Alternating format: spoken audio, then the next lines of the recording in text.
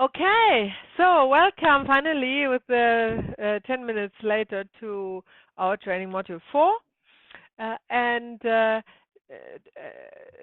So I just want to recap. In the training modules 1 to 3, we have learned about how to facilitate a family constellation and the method of Bert Hellinger, right? And we have covered all the basics. Of course, we can only cover basics here, yeah? We have covered all the basics that you know what is behind the method, the theory, Bert Hellinger's Orders of Love, and the practical aspects of facilitating a family constellation workshop. Basically that. Now, we are not finished with the training yet, because we have to fill in some gaps. If you want to provide for your client, either in a workshop or in a one-on-one session, the full service, I came to know with during the time when I started to work with family constellation, that it is covering 95% of the cases, but not all. Yeah. And in this course, I will also introduce you how to fill in the gap and cover 100% of the cases. So you are feeling really good about every customer who comes to you, because you know you have heard it before. You know that it is in your toolkit. You know, like the plumber has his wrench and this and that. You have now all the tools as well when we are going through module 4 and 5. And here she comes. And this is why it is an important part of the training. And of course, there is crossovers with Bert Hellinger's teaching all the time, right? It is just something. Hello, Connie, good to see you. It is just really, it is not something that you would particularly find in any books of Bert Hellinger. That's what I want to say, yeah? So my teaching is based on what I saw, what Bert Hellinger was doing, plus the methods or methodologies I learned from Malcolm Southwood of Southwood Healing. He's an amazing older English healer who has with whom I have studied in Switzerland and Germany for 1.5 years, and he has actually filled in the gaps for me. And what are the gaps? Are mainly childhood traumas, past lives, and what we call disrupted birth energies. These are the gaps, yeah, that we are filling. To work with family constellations with a client is requiring that the client can actually let go of strong overlying emotional burdens, yeah, to really be able to go deep down the rabbit hole of the family system. And these are often in the way. And one is, which you know from Bert Hellinger, is the interrupted movement towards the mother, which is a childhood trauma. But then there are other ways to deal with childhood traumas that have not to do with the mother or the father, which also come up, yeah? But they are also strongly often in the way to go deeper to the source through the family system with somebody, because this is just like, how can I explain that? That is like a wall in front of them. There is no door, yeah? We need to create this door first, or break down the wall entirely to guide him through to his family system, yeah? So this is childhood trauma, past life trauma, birth trauma, and interrupted movement towards the mother, which is a childhood trauma, which we are particularly looking at today. Yeah? Okay. I have densed it down to be palatable for my trainees. I don't expect you to be able to, turn around and do that. As always, you have to practice it. But I assure you, they are very accessible, the methodologies that I'm introducing you to. You can practice them right away with friends and family, and you will gain a lot more confidence when you do so.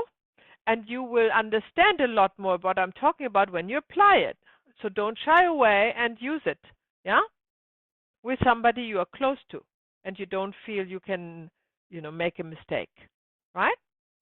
Okay. So, and this is all called Going with the Spirit, which is another title of Bert Hellinger's work, because he has actually called it the spirit mind, because he doesn't want it to mix up with spirits. But it is in German a problem. In English, it's not a problem because spirit and spirits are completely different things. Right? So we can use Going with the Spirit as it's a term.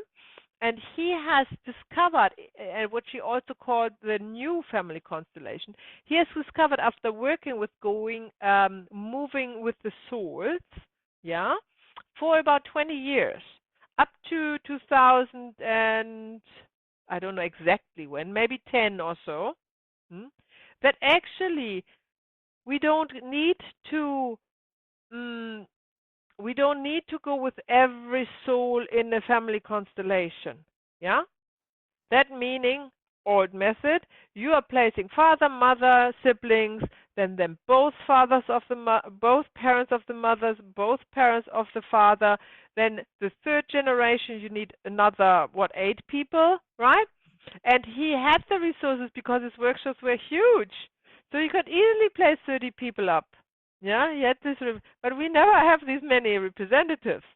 So, but he, after all this work, which he called Going with the Souls, because he just, placed all the souls of the family system, and then he looked at the movement, and then he saw where the dynamic actually is. And after all this, he developed it into the new family constellation, Going with the Spirit, that he felt he was guided to know where the dynamic lies, and he doesn't need all these representatives. He can go right to the source, right to the point. He can jump multiple generations, yeah? And that's Going with the Spirit. And that's the method you learn from me. I don't teach the old family constellation. But there are a lot of wonderful facilitators out there who have learned the old family constellation, the original family constellation method, going with the moving with the souls, and they still do that. And that's fine. You can do that. He did that for years, right? That's nothing wrong with it. It's just very time consuming, and you need a lot of representatives to do so. And why would we bother if we can jump into Going with the Spirit, which he is teaching as well, and I learned it from him obviously as well, which is also called the new family constellation. And this is how I have titled, because what we're actually looking up in this module goes beyond the physical existence. And if this is challenging for you, that's totally fine. I don't want you to undo any belief system that you carry, right? That you can have any kind of belief system, if you have any, yeah? You can adapt everything, you just use this mythology like a knife to cut bread, You don't need to believe in the knife. You're just using it to cut bread, yeah? So you don't need to believe in what I'm saying. This is not a new belief system, but you also don't need to disbelieve it, right? So neither nor. It's just a knife. It's a tool. It's a wrench or something you can use, right? And if it is challenging your viewpoint on things, that's fine. Just let it be challenging. It can live outside of your current belief system as a standalone solution to solve a problem, right? So, having said that, let's go into it. What are we looking at in Module 4 today? In spiritual and emotional healing and in foreign energies. Tomorrow, we are looking at trauma and birth energies and the interrupted movement towards the mother.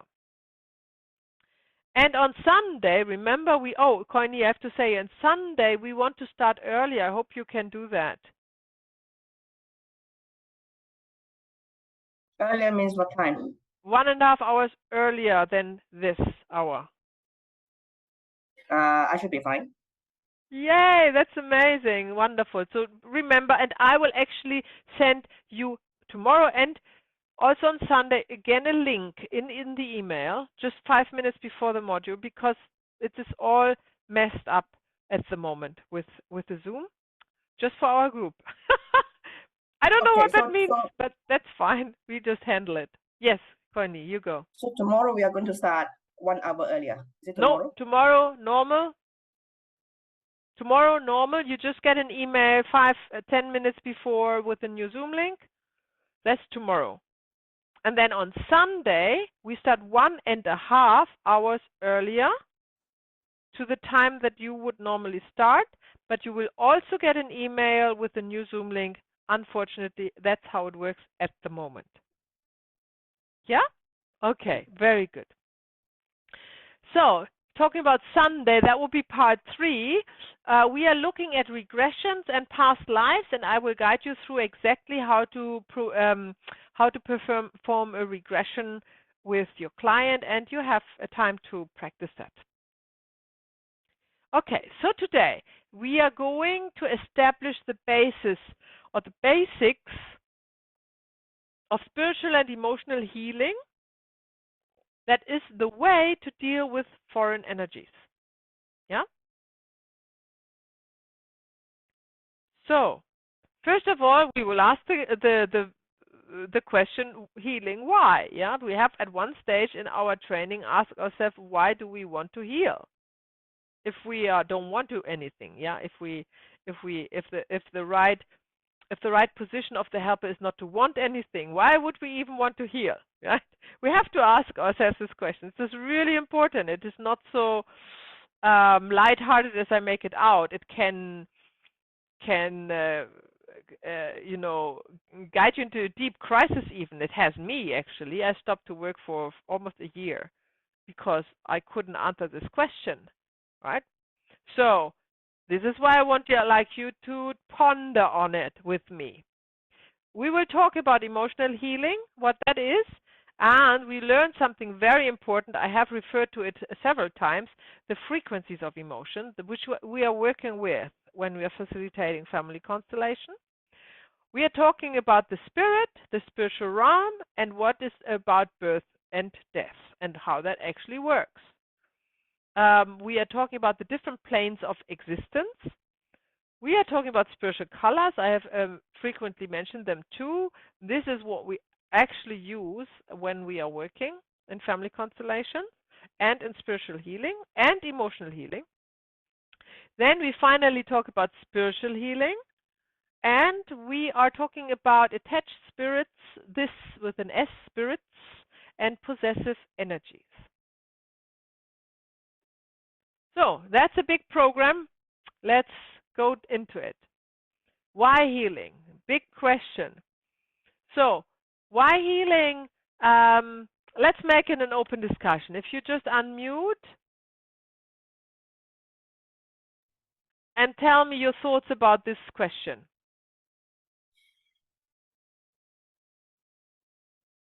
Have you ever thought about that? Have you ever thought why you want to heal?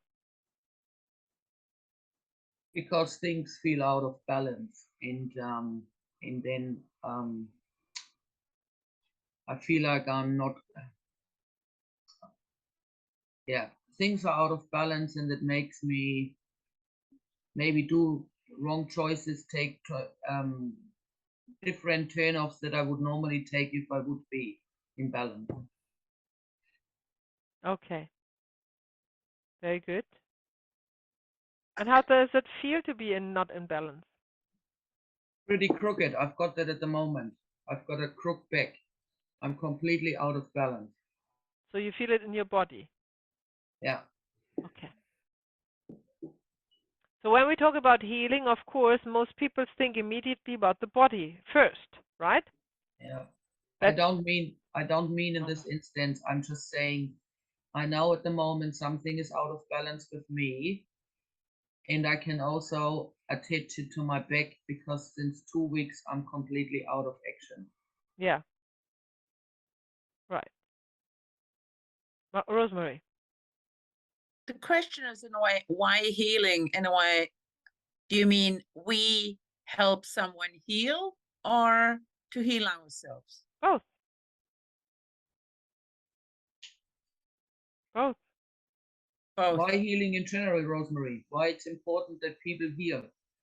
So where I'm coming from is, if you are on a spiritual journey, the first thing you learn is to accept things as they are. Right? Can you agree with me? Yeah. Yeah. You give up fighting things that are what they are. And remember, it is also the first step in family constellation to acknowledge what is. Yeah, that's the same thing, right? So my question is here, and it might be philosophically, but it's still very valid and important in real life. Why do we want to heal ourselves? Why are we not accepting whatever's like the back, the unbalance, whatever's happened in your life? Why do we not accept it? Why do we want to heal that? And secondly, and why would we even want to help others to heal? Yeah, if we have to accept them as they are, accept them on their journey, accept them with whatever they have, whatever they went through. So that's my question. Have you ever thought of that?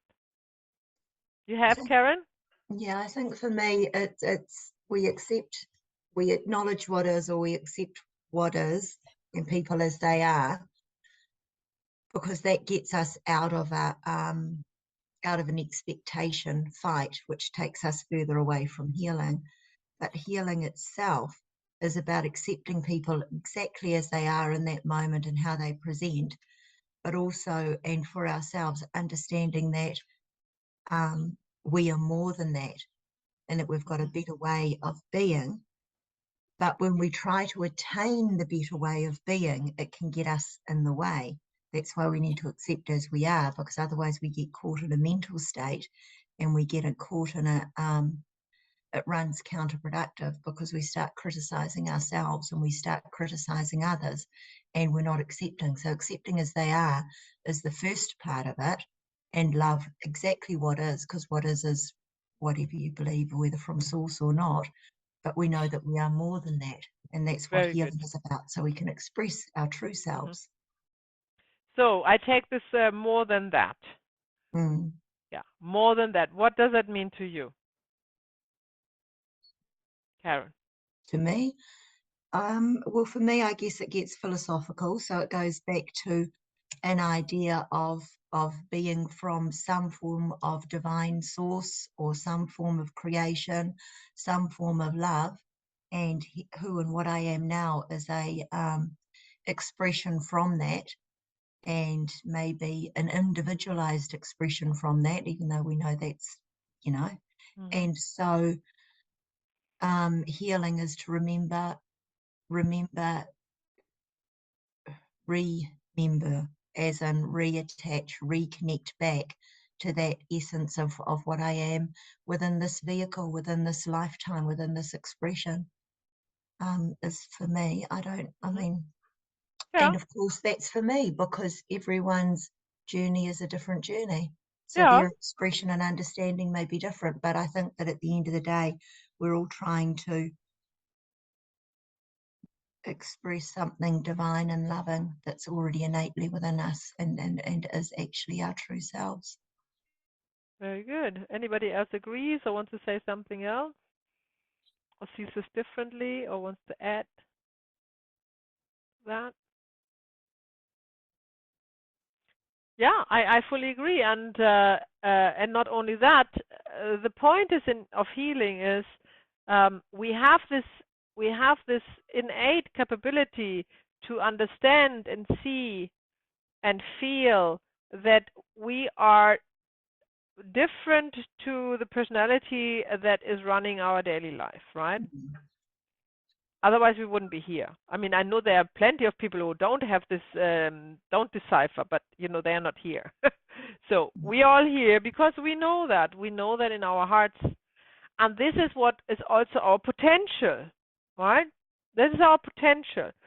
When we have traumas, when we have entanglements, when we have possessed energies or spirits, we cannot access this potential. It is, again, the wall with no doors, right? That we either need to hammer in walls by taking one down at a time or taking the whole wall down. Some are lucky and the whole wall comes down in one session, right? So that's the healing. The healing is open up the way to the potential, to the true self, right? And that is also what we need to accept. We need to accept we are this potential and acknowledge we are this potential. And we need to accept that what we think needs healing is minor and lesser to this potential, yeah? And that wants to be overcome if we want to advance, and we talk about this the whole module today, if we want to advance, which people call the spiritual path, into a higher self that we already are. Yeah? Okay, so that's one explanation, and I'm sure if you ponder on it, you have other more personal explanations, and I urge you have your journal, you have your notebook, write it down and think about that with this month passing by up to module 5, what your healing journey really means for you, and what is your true potential. How do you find that? How do you see that? How do you feel that? How do you access it? Yeah, and what was in the way, and what have you already shed? Just take track of all of this. It's really important that you always take track of your, if you will, progress. Of course, it's not a progress because your higher self, your potential is always there. You don't need to create that, and you don't need to add anything to be there. But what you need is you need to let go and shed away things, traumas mainly, or entanglements with your family system that are hindering you to access this potential, right? This is always there. That you're in a good spot. You don't need to add anything to who you are, right? That's all there. What we do here, we take away layers like the onion. And if you think of the onion and the orange, right? You have the orange, you peel one, you have one peel, you peel it off, and then you eat the fruit. You have a fruit, and you can eat it. And if you have the onion, you peel one layer, no? And then you have another layer. And then you have another, and you peel, and that's the healing process. And what is left when you peel the last layer? Nothing. There is nothing left. There is nothing in there. And that's the spiritual journey. There is no fruit that is sweet and you can indulge in and you want more. No. There is nothing, literally. And this nothing just means there is no trauma anymore. There is no entanglement. There is nothing to disguise or take you away from who you really are. Right? And that is the spiritual process. So the good news is you don't need to add anything to your existence. Right? You just need to peel layers away that are not your true self around your potential. So, when we talk about spiritual and emotional healing, now that we have established, yes, we want to proceed on the path of healing, if you're all with me. Now there are two ways to tackle healing. We have spiritual and emotional healing. We are not healing the physical body.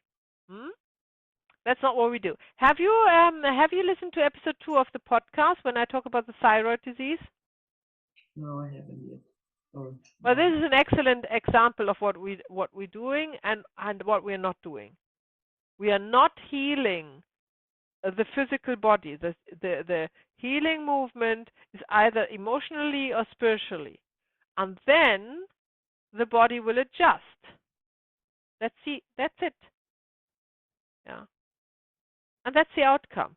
So this is why we can use the word healing, but we need to be careful when we do that in public, because the medical professional industry has claimed this word to themselves, although they have little to nothing to do with healing what they do, right? Because they're just curing symptoms, if any. They manage symptoms. But anyhow, you need to be careful. So always add, when you are in public, soul healing, yeah? Otherwise, the physicians will probably, I don't know what they do, but they won't be happy, yeah, if we use this word healing without that. But when we talk about healing, obviously we always talk about spiritual and emotional healing. What is the difference? We will talk about that. There's a difference because you have a physical body, an emotional and a spiritual body, and that whatever body is traumatized or entangled needs healing. So we either apply emotional healing or spiritual healing. So we will go through that in the course of this module. We are using energy, of course, right? When we are not using when we are healing physical body, we are using substances, right? We are using, either we are putting a nail in a broken leg, or we are putting a pill to get the fever down, or whatnot, whatever you will, yeah. Meds and procedures. That's things. That's objects. We are adding to the physical body. Now, when we do spiritual or emotional healing, we don't use objects. We don't even use crystals. We use nothing. We don't need anything. That's the good news. Nothing. We need what we need is energy.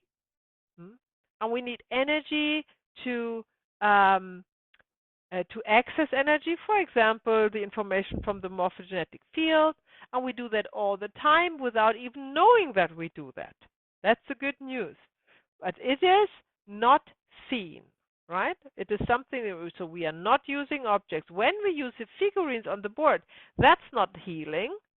They are representing the soul. We don't need them. We can do everything, and I sometimes do that in one-on-one sessions. We can do in completely internal constellation with no figurines, with no other people representing, and do the same work. So we don't need objects. We just use objects to make things visible that are in the unseen. But they can stay in the unseen, and then you can work with them as well. We will also talk about what are emotions is when we go through today, and the frequency of emotion. And we will establish how we define spirit in this course, yeah. And then while we do that, we also talk about the spiritual worlds and the spiritual colors, yeah. And then finally, we are going through the process of birth and death, because this is paramount to understand where the souls come from and where the souls go to, that we are working with when we do family constellation, yeah? Okay, so we have talked about accepting what is. We have talked about all of that. Change the perspective. I haven't mentioned that before. When you are going through the healing process, you change the perspective, right? First, before the healing, let's say a childhood trauma, you are seeing everything from this angle. Everything in your world is from this angle. Let's say the childhood trauma was perceived violence from a male, yeah, being a female, and you being a girl, and you grow up, and the whole world in your eyes is either safe from males, yeah, or unsafe from males.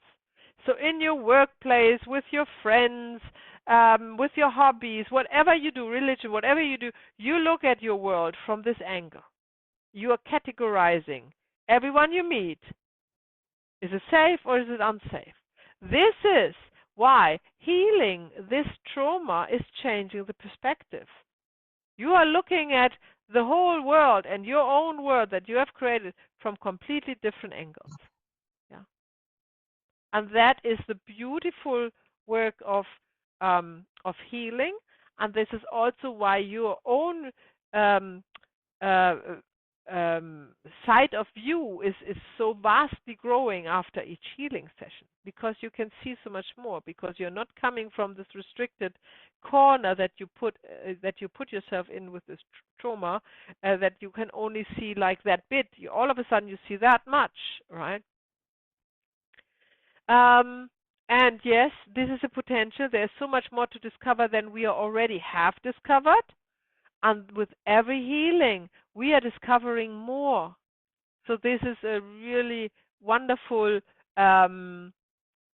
incentive to go on the path of true healing. Yeah. So healing, and this is why Bert Hellinger later called his new family constellation going with the spirit or spirit mind, is because healing is only enabled on a spiritual level. We will see that when we are applying this today and tomorrow.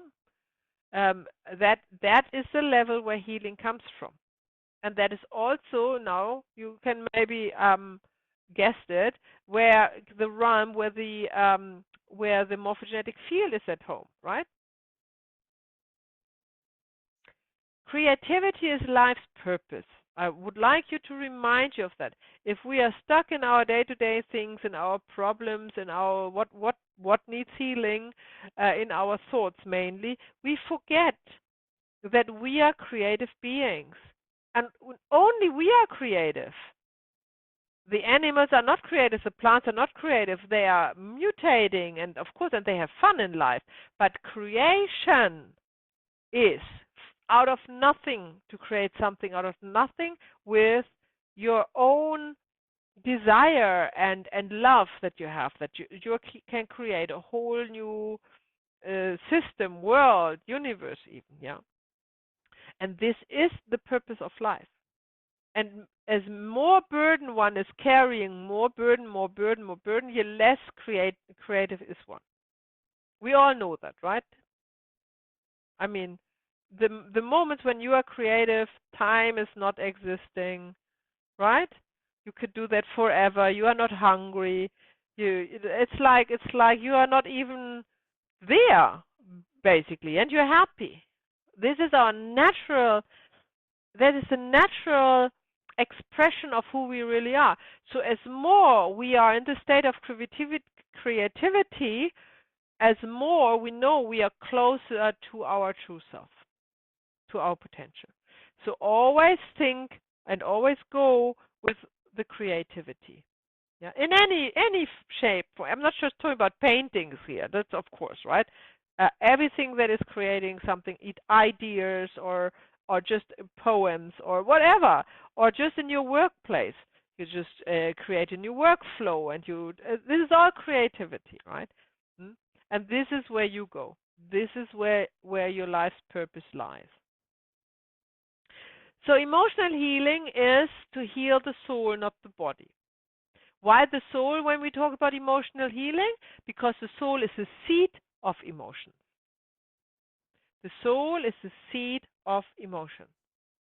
The thoughts has a seat in the body. Emotions have their seat in the soul. Just remember that when we talk about the soul journey. Putting effort in only that which will, so let's put it the other way. Most people are putting all the effort in that what will not last, which is their body. They are concerned about their looks. They are concerned about their sex.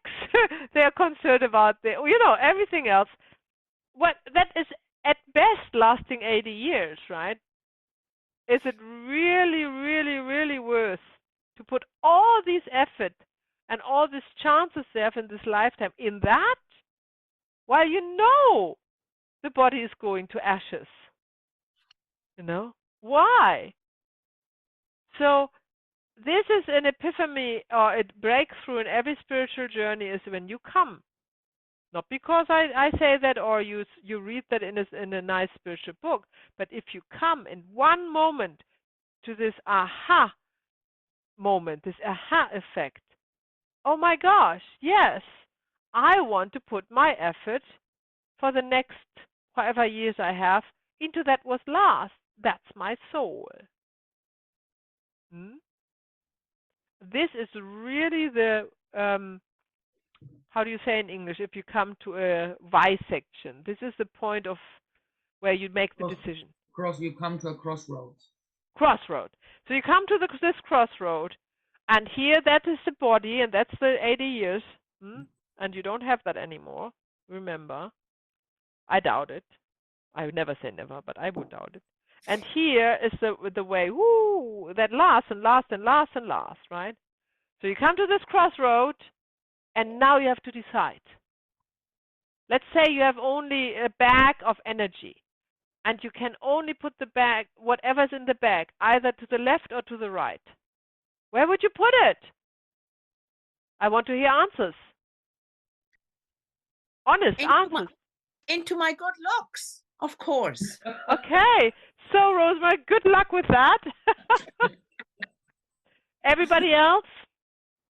No. The other way. Into my soul, into my development. Very good. Into my forthcoming, into my spiritual growth, into myself, not into anything other, not important. And you, Courtney? Yeah, I'll go with Kirsten. I'll be more concerned with my spiritual growth. Very good. And I suppose Karen, anyhow. I think Rosemary just made a joke. No, actually, to a degree, I agree with Rosemary in the sense that it's a dualistic principle. I believe that the soul grows through, the souls come to experience, and the soul grows through whatever experience it has. So if we acknowledge what is, then the soul can grow through somebody who wants to experience perfection in their body, if that's what they want to experience. I don't know that that's necessarily a lesser soul growth. But I do agree that it comes to a point where we are at this point, Karen. We are at the cross section. Yeah. That's the point. Of course it goes together like this, but there is in every life a cross section. In every life, and that's when that doesn't mean you you go in rags all of a sudden and stink because you don't wash anymore. You're not a yogi. You're not putting ashes on, that's not the point. Of course, you are always this individual. The soul is individual. That is not equal to anybody else's soul. That has individual purpose and creativity and journey, obviously, right? And expresses it through the body, yeah? But if you put all your eggs in the basket of the soul, yeah, then you can express so much more through the body, as long as you have it, as if you would put all the basket in the body and your soul would not advance, right? Because the body is not expressing who you are. The body is following the expression that your soul dictates. So you're practically, when you come to the Y section, to the cross section, you realize that it's a waste of energy to put into the body, right? And that you are better making an investment into the soul journey.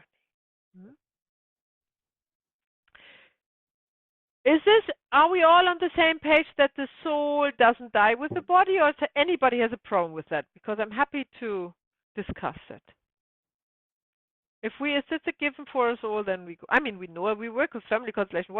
We talk to 7 generations back ancestors, so we know that the soul is always there.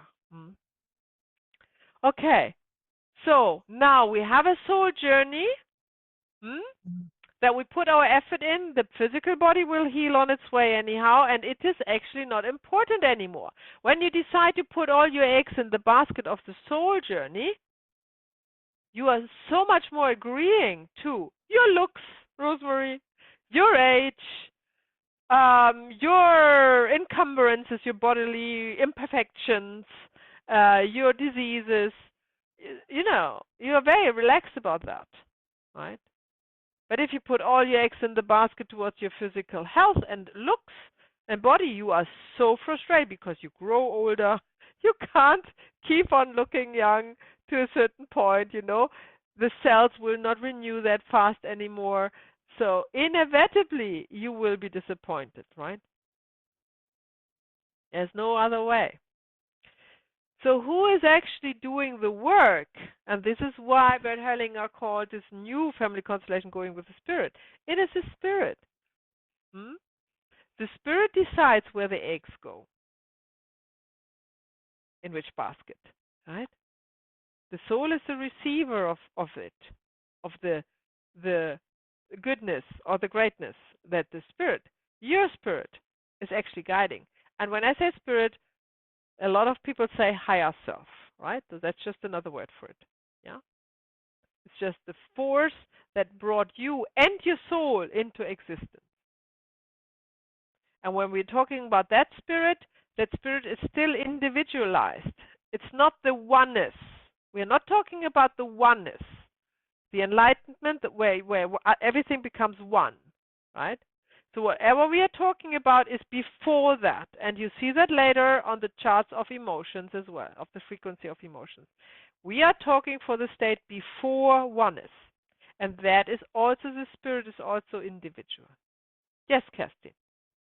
So does that mean when my soul is born or coming, that it's also got the spirit with it? The spirit comes first. So my spirit comes first, and then my soul is born, like, and then I'm. Yeah. Okay. Absolutely. So the soul has a beginning and an end. Yeah. Yeah. It's just much, much, much, much longer than the body. Much Hang longer. on. So the soul has a beginning and an end as well? Yeah. The soul is born and the soul dies as well. Oh, okay. And we go through that. Hold your horses. Okay. Through the course of this module 4. Let's go back to the energy. Important point. Energies are unseen forces, right? You know that from electric power, huh?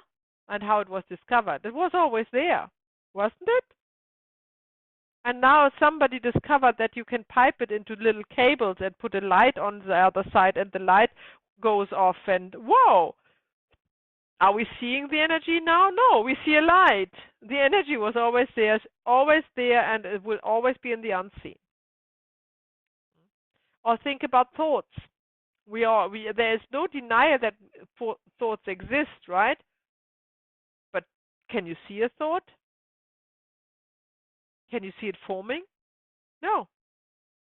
You can only see the expression of the thought by reading, writing, talking, listening. Yeah. But you cannot see the thought. And you cannot see the electricity. And you cannot see the morphogenetic field.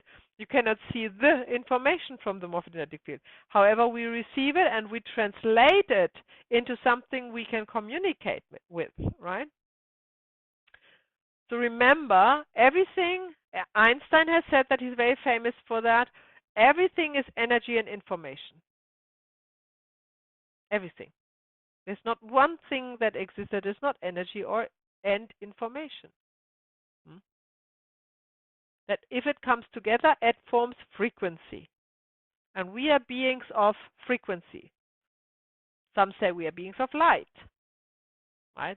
Like the earth is the rhyme of, or this universe is the rhyme of light.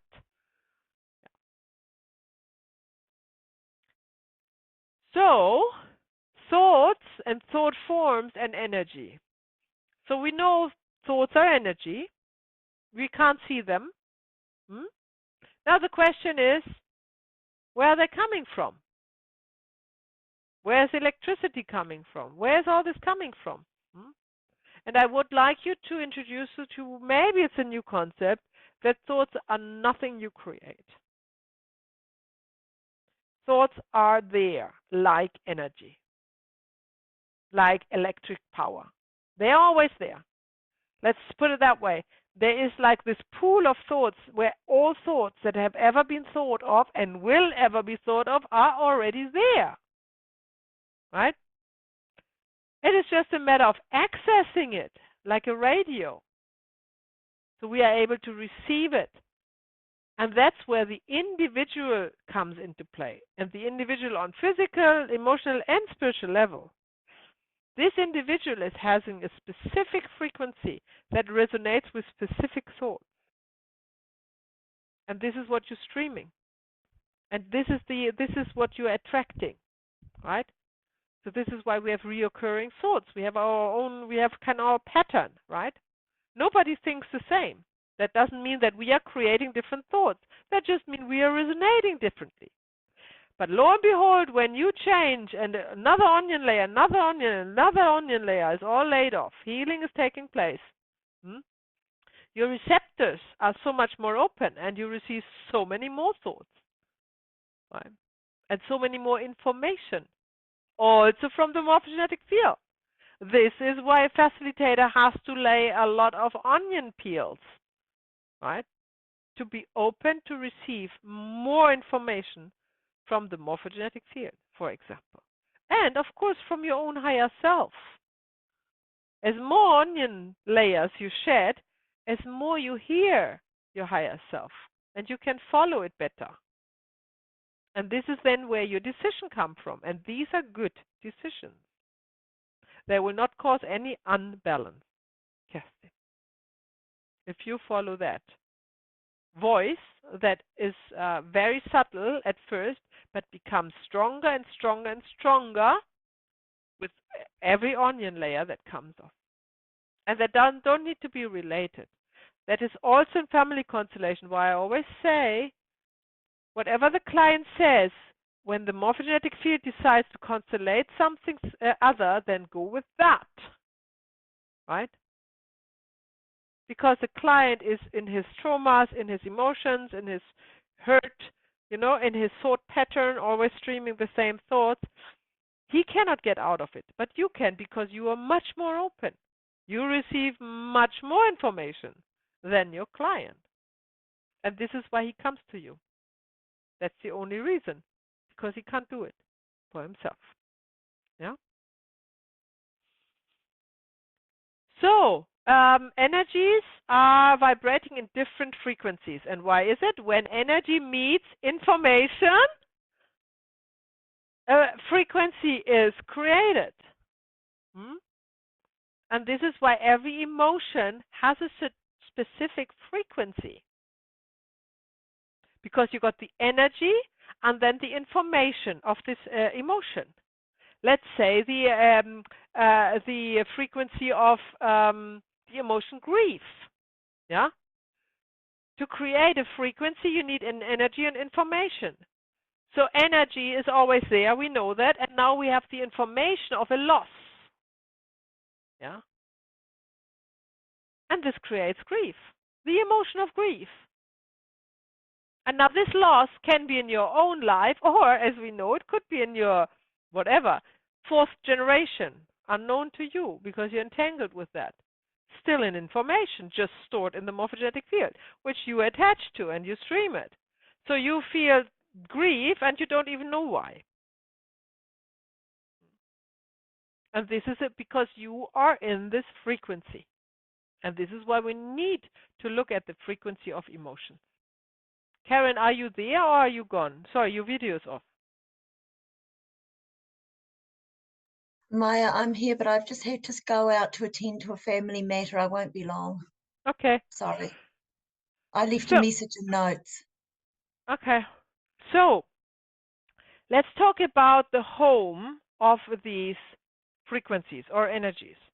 So first of all, the home of the body is Earth. Yeah? The body is made of the elements of Earth. The body is as physical as the physical Earth. Like all the, if you know the periodic table, you know that everything that's on the periodic table exists in Earth and in you. That's just who we are on the physical level, right? So the body's home is Earth. Remember that. Now we're talking about emotions. Emotions are unseen forces. They are created by the mind. The mind belongs to the body, right? Some call it auch body-mind consciousness. Yeah. So the mind is creating consciously or subconsciously an emotion, and you know that through experience, because you can think of something sad that has touched you before, and you can be down in a second without anything else has changed. Why? Because you added new information to the frequency. Now you have another emotion, right? Same thing for a happy moment. You can be like some meh in a meh situation, and then you think of something that really makes you happy, or you receive information that makes you happy, and you change the emotion completely. How is that even possible?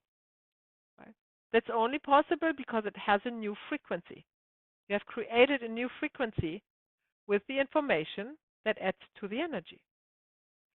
So the mind is a strong creator of emotions.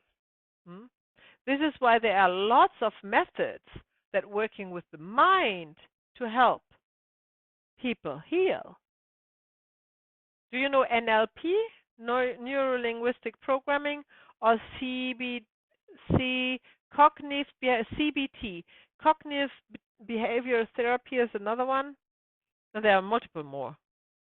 So they all work with the mind in order to make the client more happy.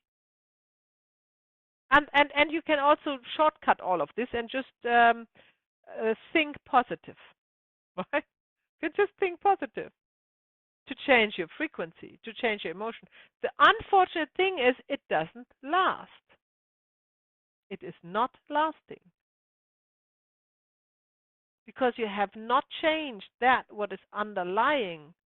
You have not changed that what is actually creating the, how can we say it, the soul suffering. This hasn't changed. It's all just superficial in the mind. So yes, you can create better emotions, but they won't last. And if they don't last, they are not raising your frequency. Because the overall frequency that you want to vibrate on as high as possible depends on the predominant emotion you have. And not the predominant emotion that is suppressed by positive thinking. Because with positive thinking, the predominant emotion is exactly the same. It's just that you put a lot of energy in it to camouflage it with positive thoughts. Let's make an example. If you think, oh, I hate this neighbor, and you think that's not very spiritual, and it makes me really unhappy. Every time I think of my neighbor, I see my neighbor, I feel bad, right? Let's say, okay, I read this book, Positive Thinking. Now every time I see my neighbor, I think that's a nice neighbor. That's a nice neighbor. I look in the mirror and say, I have a nice neighbor. That's positive thinking, or NLP, or CBT, whatever you call it. In a nutshell, of course, right? Nutshell. What does it mean? Every time you think, I have to say that's a nice neighbor, you are reconnecting with your hate for your neighbor, because otherwise you wouldn't need to do it. You are kind of manifesting and deepen your hate for your neighbor with positive thinking. And someday it will burst. And someday you just see the neighbor across the road and you will yell at him, you are a horrible person. And you don't even know why you do that. Because you just are exhausted with positive thinking. And it's just not lasting. Right? So that's not the way we do it. What do we want to do? What do you think? What is better than positive thinking? Yes, Karen?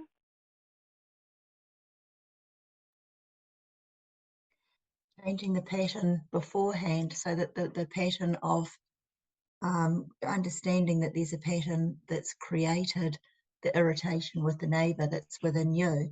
So changing that pattern so that you don't need to deal with it. It's just not there. Yeah. That's not part of the thought anymore. Yeah, It ceases exactly. to exist. So this is, let's call it an onion layer. You would peel Yeah. that onion layer, and your mind is free of this thought of hate. And then you see a neighbor, and it's just a neighbor. It is all of a sudden what it is. No judgment. Rosemary, you want to say something? You have a neighbor problem. Just tell me how you do that. Practical. That's what we do here. Yeah, but I can't follow. Just give me an example. Every time you heal an aspect in your life, every time you are less judgmental. So it comes down to just being judgmental. Mind activities, yeah. Mind activities. That's it. So if you look at any spiritual teaching that deserves the term spiritual teaching, it all teaches you to get out of the mind and into the heart. Right? Because the mind is actually not a good advisor. Although we think that, we are very proud of our mind activities, but it is overruling us all the time, and we are not using it really to our advantage. And if you want, so I extremely recommend, if you want to go down that route, to read Eckhart Tolle's all-time bestseller, Now, The Power of Now. That is, that. Have you done that, Rosemary? Yeah. Maybe you have to do it again, maybe. So I still listen to his. After all these years, I still listen in the car when that comes up in my playlist. It's just, it's never. It is timeless. Timeless. It's always right. And that is the mind activities that are creating this emotion, and the mind activities we cannot suppress with the mind. So when you ask me how do you do that, you want the mind to overrule the mind. That's not possible. Can I speak, please, Maya? Hmm? I'm wondering, Rosemary, so when you say how do we do that, it's that first thing of acknowledge what is. So what is maybe a thought, but it's not necessarily the neighbor. It is something that's come up within us for healing. So it's not even a thought. It's just something within us that needs to be healing, which is why we look at the onion layer, which is what we look at to remove, and so then we are at wellness. So we're still not in competition with ourselves. We're not trying to tell ourselves off or delete a file. We're just understanding that aspect has come up for growth and healing and for release, and then we no longer need it anymore. Yeah, that's exactly the same thing. Thank you for putting it again. And also, if you stay with a neighbor, right? You go out of your thought and into your heart, meaning you find that what unites you. Now, with the neighbor, that is really simple. You both appreciate the same area you're living in. Otherwise, you wouldn't be neighbors. So now you have something found in your heart that unites you. Remember, the mind is always separating, the heart is always uniting. So if you look for something when you don't like somebody, what unites you, what is the common factor here? What do you have in common, right? Then you're in your heart energy. And that will overrule the mind energy. And you can say, well, we might disagree on what the length of the weed can be, yeah? But we both appreciate to have a garden in this area and the environment that creates the garden, right? And this is what you focus on. That is the healing aspect.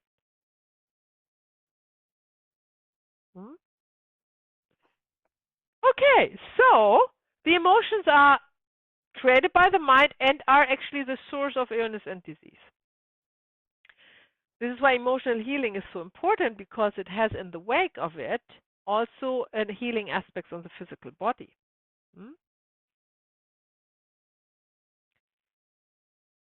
it can actually separate from the body. Yeah, this is where Eckhart Tolle, he has a beautiful word for it. I love it. It's called the pain body. And in family constellation, we see it in form of a curse.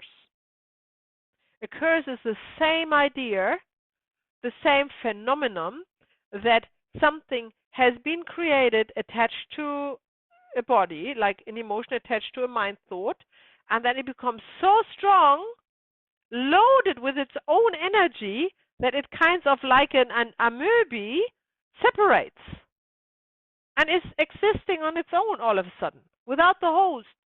Yeah? And that's what a curse is. And that's also what the pain body is. So if it becomes stronger and stronger and stronger, and the pain through identification with the pain, like Eckhart Tolle talks about the female pain body, and we can all relate to that. There's so much trauma, there is so much horror done to women throughout so many, I don't even know how long, yeah, the suppression and the abuse and everything else, right? That creates a pain body in itself, right? He calls it the female pain body. Now, if you would be in your mind very much attached to that, and feel the suffering with all the women and your own and all the suffering, right? That is your attachment to the pain body that makes you feel the pain. Huh? So what we need to do is to detach from it. Yeah. And that's the same with the curse, by the way. But we will learn how to heal a curse in a client also in this module.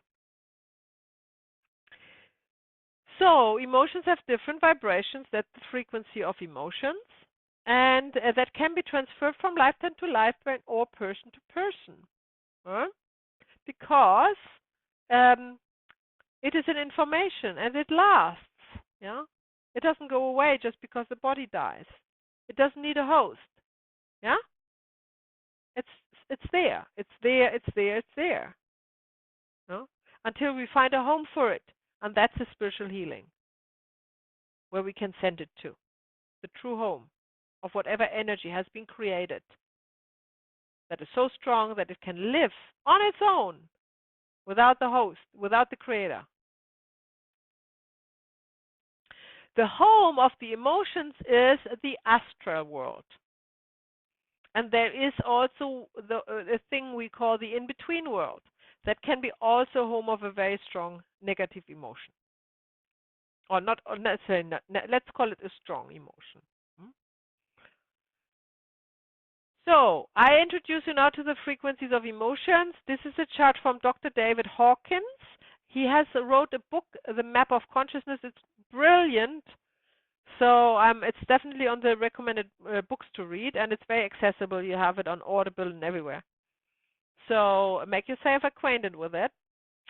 I'm talking to you just the basics that we need to understand how frequencies of emotion work, and why do we need to know that, and how it works for us in our work and for our own personal development. So let's go through the frequencies. So we have established every emotion, that's what he has also proven scientifically, by the way, has a specific frequency. Now the lowest of the frequencies is on the bottom in red, shame and then guilt. I would like you to remember that I said shame and guilt in a family constellation is always disguised, yeah, as grief, fear, desire, or anger, most often anger. Because nobody can live in a frequency of 20 or 30. That is below, so everything that is so red is contracted, as you see on the other side. Can you actually see my cursor? Yeah. So here is, okay, here's the, here are the lowest energies, lowest frequencies, 20 and 30. And if you go over here and at the bottom, it says contracted. So the energy body is so contracted, nobody can live like this. It's beyond livable. This is why nobody runs around in the emotion of shame or guilt. It will rather go to the slightly lighter orange here, which is suffering on a livable level, which is grief and then fear, right? And that's what you actually see in a family constellation. And this is why I would like you to find the game in shame and guilt, because it's normally not obvious. But that is what we need to know, especially in a perpetrator and victim dynamic, to find that. And it is beautifully colored and represented here on the map of consciousness. So then we have apathy. I have actually never seen, did I ever seen apathy? I can't even remember if I have ever seen it. Seems to be very rare in the family constellation. But then you see grief, of course. You see grief. And when somebody says, I feel sadness, then they are referring to grief, right? First and foremost. That's kind of the expression of grief. So it's a very low frequency, 75, but livable. People can live a full life in the state of grief. Of course, it's not a very creative life. It's a very, very sad life. But they can live, at least. They can live, right? So that doesn't need to be camouflaged. And then fear is already lighter here in the color orange. So it's get out of the contraction. Do you know, you all know, we talked about that, Bruce Lipton, eh? Yes. And his experiment with cells and how he found out that the cells can only decide between going towards nutrition, love, and hiding from a danger, fear.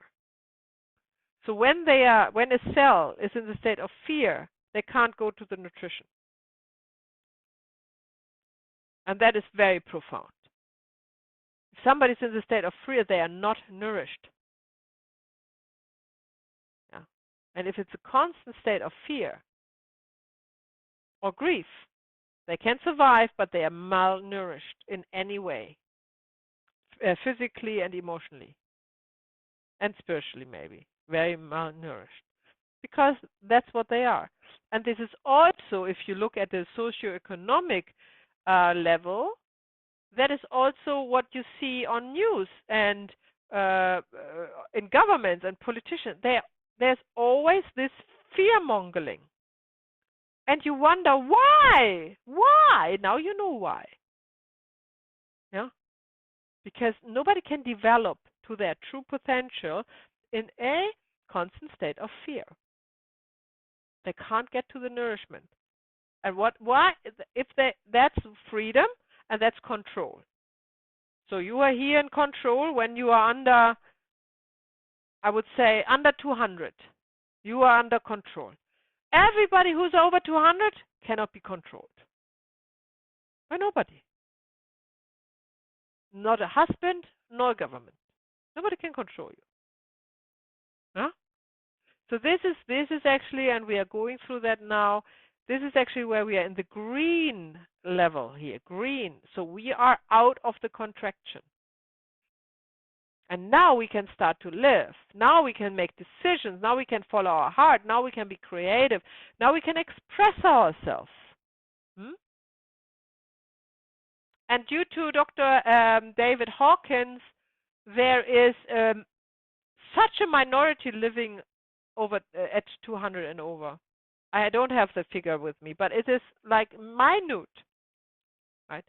The vast majority of all people on Earth at this moment living under the frequency of 200. Yeah. So if you will, we are the chosen ones. You have chosen yourself to be the one to get out of this low state of frequency into higher one. So it is very interesting. Just if you look at it, how interesting is this? So you have courage that gets you into the green, and then you have neutrality. How interesting. So you are neutral. What does that even mean? The emotion of neutrality. It's interesting, eh? So just ponder on that. And then you are in willingness. Now this is a big jump, 310. Willingness is where we all started our journey. We are willing to change. We are willing to find our own way. We are willing to heal. We are willing to help others. You need willingness for that.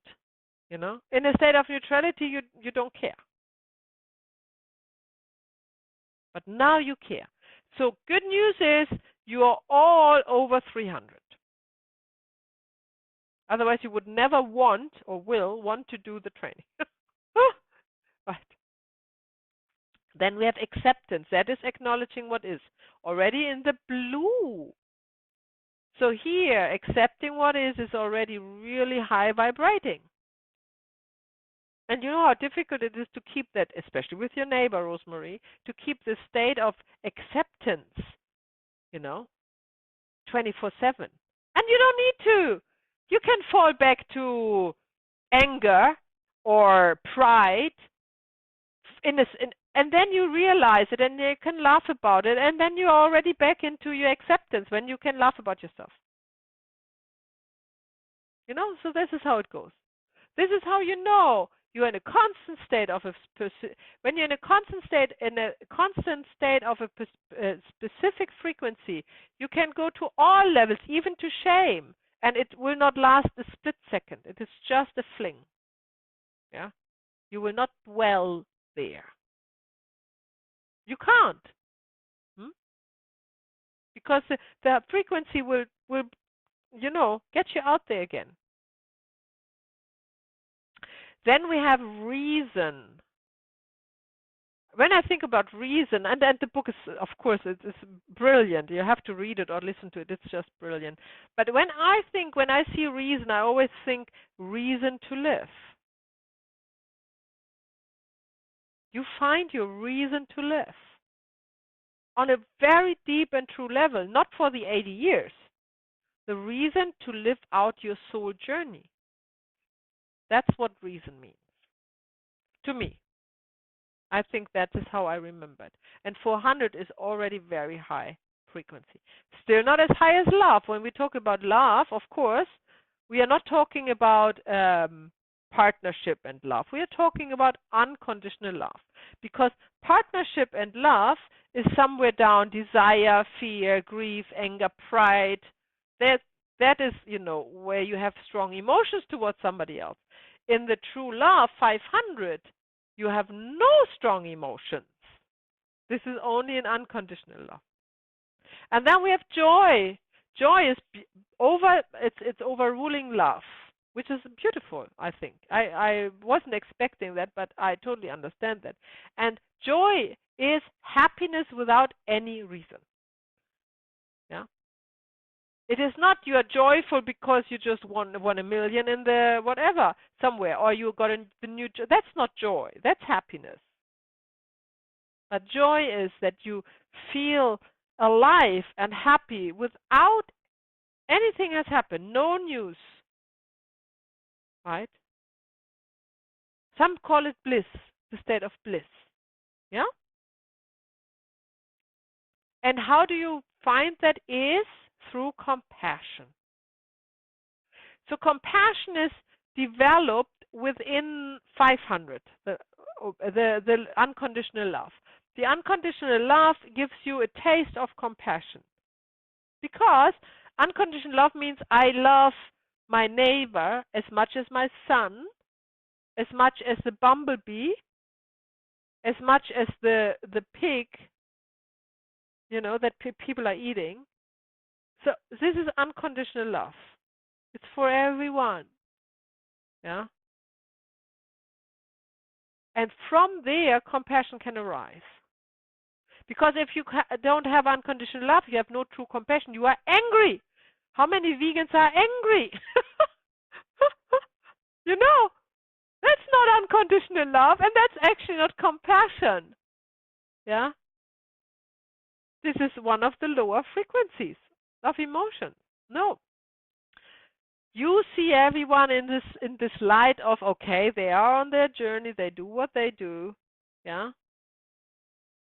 And you just feel without empathy, so you're not suffering with them, but you you feel this unconditional love towards everyone. That's where compassion comes in. And it is now that you have this as a foundation, you can quite quasi sit on it like on a chair. You are in the state of joy, yeah, or bliss, or you can experience. You don't need to stay there all the time. It's good enough to be at 500 all the time, or even at 400. Good enough, but now you can experience joy, aka bliss, more often, and that is also the seed of the spiritual healers and saints. That is in this state of joy. Yeah. And the perception is in perfection in creation. That makes joyful. That gives bliss. That you see this perfection in creation. But words are really hollow. You need to experience this for yourself. And it's just as you climb up the ladder of frequencies of emotions, you inevitably will. Right? And then there is peace. Peace is topping the joy, of course. Right? And this is how far we want to go. We really don't want to go to enlightenment 700 to 1000 because we are losing our individuality there. Yeah? And that is when we cannot work with our concepts anymore, obviously, because there is nobody to work with or nobody who works. Right. So, I'd also have this little chart here to show you how close this all is to the chakras in the body. Yeah? So everything we meet on this level of information is actually saying the same thing. Yeah? So there is every spiritual teaching is pointing to the same truth. Yeah? From different angles, of course. So let's talk about the spirit before we go on the break. The unseen forces. Spirit comes from Latin spirare, means the breath, and this is why it's also called the animation or the vital principle in man and animals. Yes, animals are spirited too. We also say to breathe life into matter, or we talk about the breath of life. That is all coming from the truth that we are like. The life-giving force is this spirit who is animating the body, if you will, right?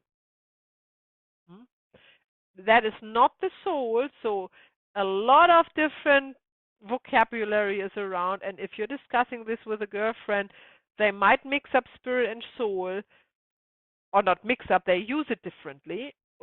How we use it in terms of our work and our own development is, that is what spirit is. The soul is from Latin anima, thoughts, emotions, and personality. Yeah, that's where we combine as a soul. Yeah, the higher self, the consciousness, God, the essential principle, the source of all things, life force, same thing. We call it spirit.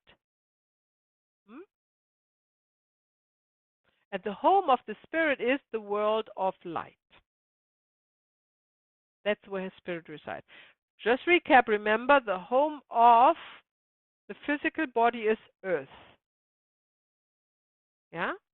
The home of the soul is the astral world. Or the in-between world, if they are in a specific situation. And the home of the spirit is the world of light. And this is very simplified, but this is the best I can do in this 9 hours that we have together, this module, to convey it, yeah? And it does need to be more complicated to understand it and to work with it. Now, let's talk about birth and death. We are composed of the 3-part, and again, it's simplified, but this is how we work. 3-part: body, thoughts, emotions, and spirit. We will talk about that in part 2. The purpose of birth is giving the opportunity to become more loving and compassionate, climbing up the ladder to 600, right? And master egoistic tendency and thoughts. Not through positive thinking, through dissolving them and climb up the ladder of frequency. Change can only happen in a physical body through experiencing. Yeah? The new emotion needs to be experienced to be manifested in the soul as emotion. It's a creative process. This is why we need the body to evolve. We cannot do that in the astral world, and we will talk about that later. So this is, Rosemary, how precious our body is. Very precious. But we don't need to put our energy in it. We can put our energy in the soul to be on the safe side. The body will just be fine and follow us, even heal in the wake of all our spiritual development. The death is to shed then in turn the body and to return this to the emotional spiritual home where we came from, right? Kind of think of it as a retreat, as coming home from a long, whatever, send abroad for work phase, yeah? Where you have, learned a lot and you've been away and now you go home and you recover and prepare for the next journey. So, the spiritual worlds are, or in spiritual terms, the worlds are Earth, the world of experience. Here's where we experience what we create with our thoughts, right? And emotions. The astral world, the world of emotions. There, because emotions, they are, guess what, not dying with the body. They will be there because they attach to the soul. So the emotion that you become is defining the status of your soul where it is home for the next journey. Huh? People call that karma. It's another expression for this, the cycle of the karmic cycle. And then there's the in-between world, the world of the attachments and addictions. We will talk about that. We have a lot to do with that when we work in healing. And then we have the world of light, where the innocents live.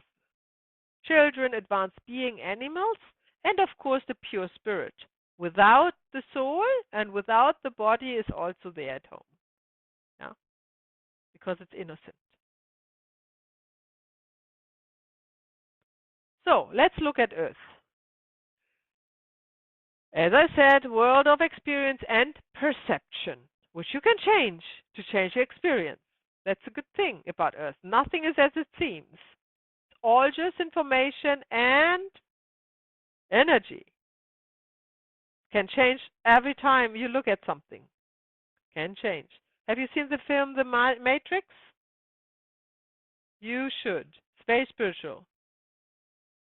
It's really spiritual. And why do I know that? Because by the end of part 3, I was blown away when I first saw, how normally you turn off the whatever screen, no, when it's end, go to bed.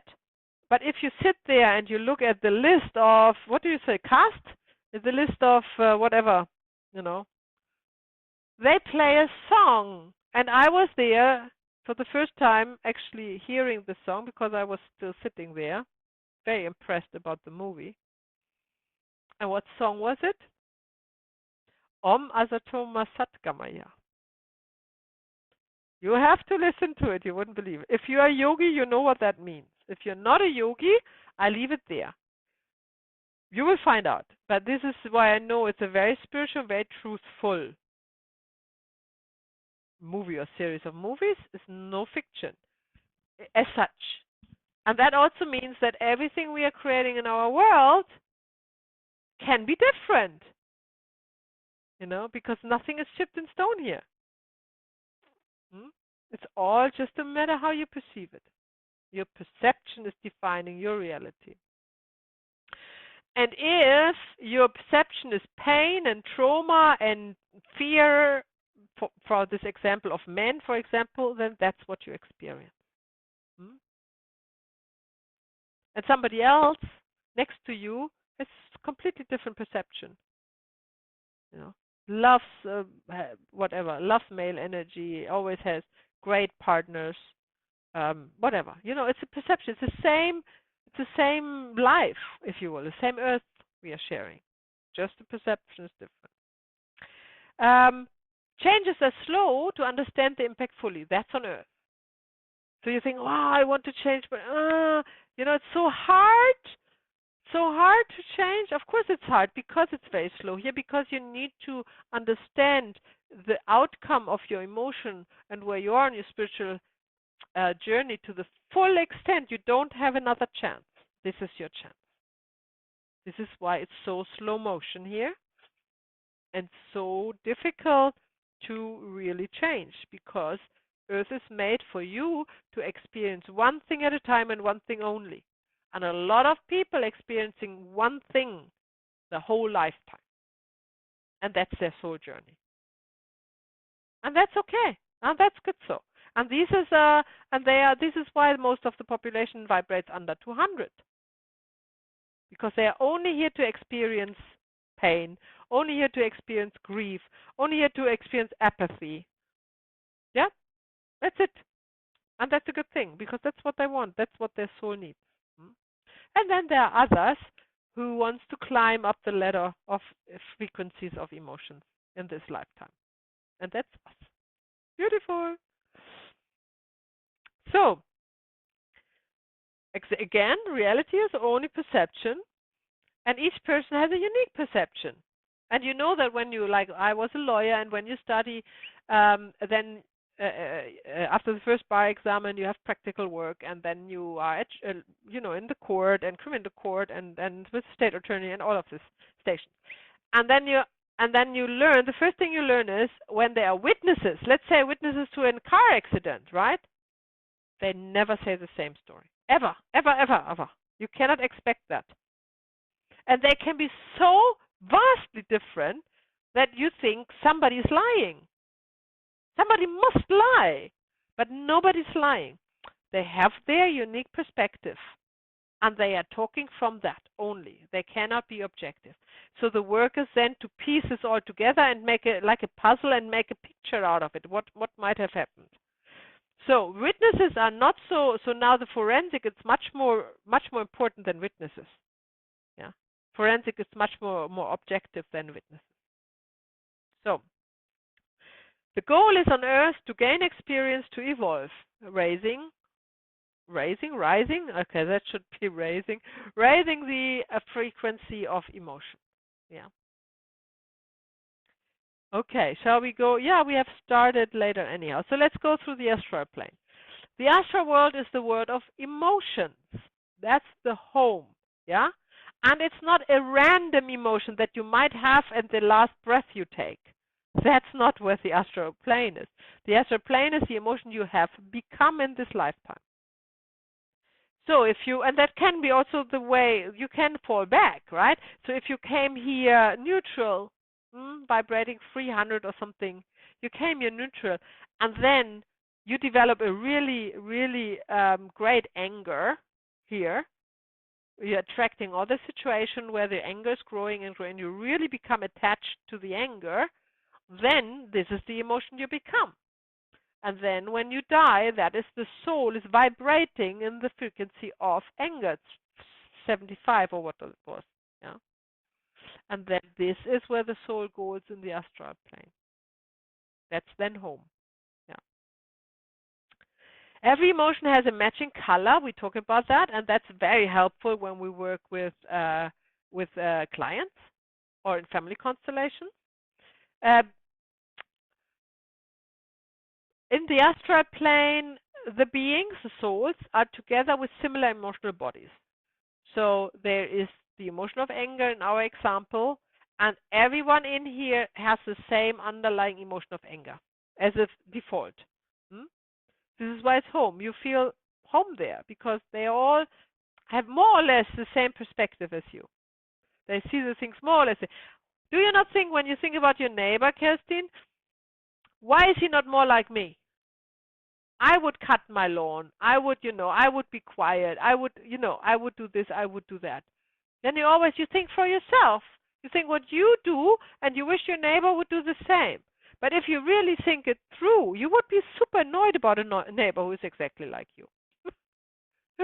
But there's this innate wish that somebody is the same as us, meaning they would understand us, and they, you could be at home there, like with a partner or something. But that is, of course, short-sighted, right? But in the astral world, you definitely are together with these same emotions and emotional bodies. That is a karmic circle. You are together with it, so you see your own emotion in the others, talking on a soul level, in the others, and you can actually perceive them and learn and heal and learn from it. And you want to re-enter the world to change it, because you can't change it in the astral world. Remember, you need the experience of an emotion to change it. You need the experience of the emotion to change it. And this is called the karmic cycle. So you wish for your new life cycle to begin. And you are very excited, and you wish this time you're not falling back to 75. This time you make it over to 100. Then we have the high astral world. It has also a specific color, the color of purple. And that is where the teachers live. The teachers that are teaching the souls who are stuck in their emotional body how to get out of there through insight. And they are teaching love, right? That's all they do. They teach love. And there's this beautiful book from Malcolm Southwood, Teach Me How to Love So I Can Heal. It's also on the list of recommended books. Very old book, but full of insights, and this is nailed it. Because you can only heal in the state of love. And there's actually a YouTube video, I don't know whether you can still find it, but I found it a few years ago, where 3 monks from India, they were in a hospital where a woman or a patient was under a scan with a tumor. So you could see the screen with this tumor, right, on the scan. And they were there, and they were reciting and singing mantras. They were chanting mantras of highest love. And this video is 15 minutes, and you see the tumor shrinking, literally shrinking on the screen to nothing. This is how love can heal, like in perfection, right? With this high level of frequency, of course. And if you do something, and give you this just as a little tip, if you want to really do something for yourself, for your body to heal, bless your meals. Yeah? Just bless your meals. Give your meals the love and the gratefulness you have. And then the meal will give it back to you while you digest it. And this is why, because the crystals in the meal there will change, and that Imamamoto, this Japanese guy, has made a beautiful book about the power of words and how they change the frequency of water from crystal to when they are crystallized to beautiful crystals with the words love and thank you. And that the food is all water. So just bless your water, what you drink. So bless it. You are your own healer. And so, you just teach yourself how to love so you can heal. Then you have the mid-astral world. This is working on karma.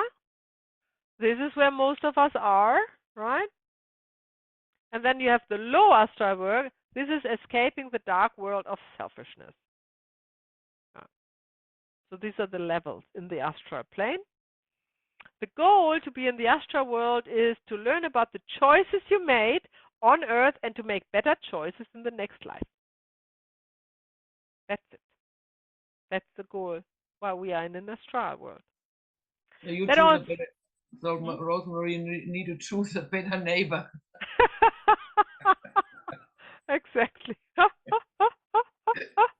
Best is to choose 2 of those neighbors next time. Be surrounded by these neighbors.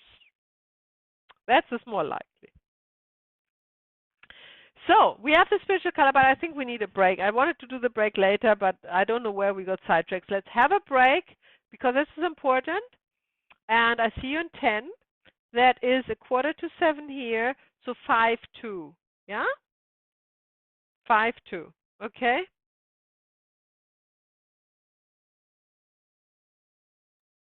Okay. So here's the spiritual color chart. I have this from Malcolm Southwood from my training.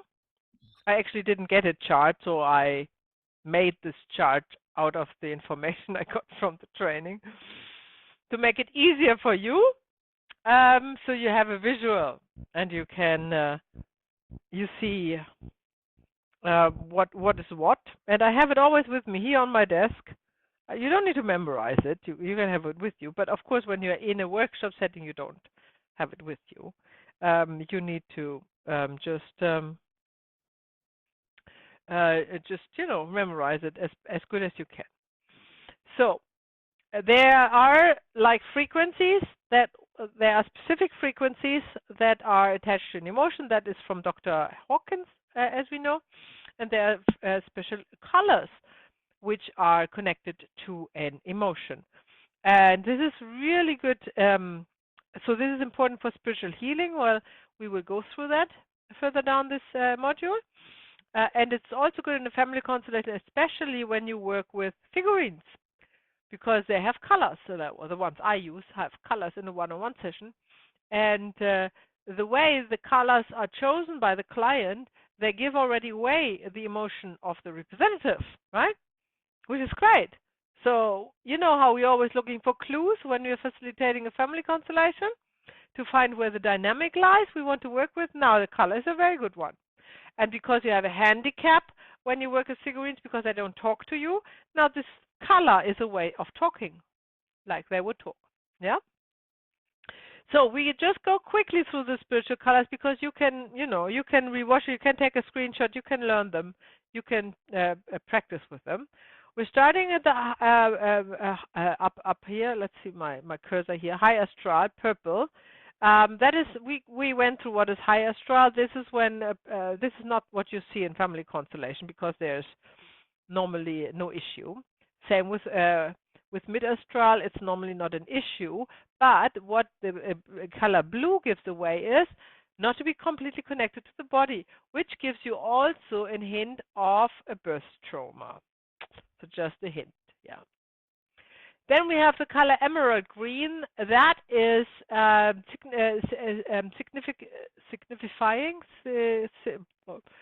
pointing at the in-between world. Significant is the word, Maya. Significant? Significant. That is significant for the in-between world. So that is what you see when you have the emerald green color. When it's a little bit foggy, and that also has to do with the in-between world, it is pointing to low astral, evil, possessed, drug or underworld energies, like something like that. Gray comes out all the time in the guided meditation often. It's a fear of the unknown. Yeah. A milky gray is pointing to the emotion of depression. Brown is the color of control. You can memorize these things. Like you can, for example, think of brown. When we think of brown, we may think of feces, right? And feces is something that the body controls, right? So this is how you can memorize it. You might find a better one, but this is how I do that. Deception is orange. Now this is interesting because normally I always get the question, wow, this is the color of the spiritual monks in India, for example, right? They wear orange, color orange. How can they not be trusted? Now, you cannot use these colors for your daily life, right? Just be aware of it. It is the color of emotions when you work. You cannot go around with this chart and judge people by what they wear today, what emotion they have. This is not how it works. This color comes up in the work of spiritual or emotional healing. Yeah. So orange is not to be trusted. Red is a desire or anger, or can be soft, gentle.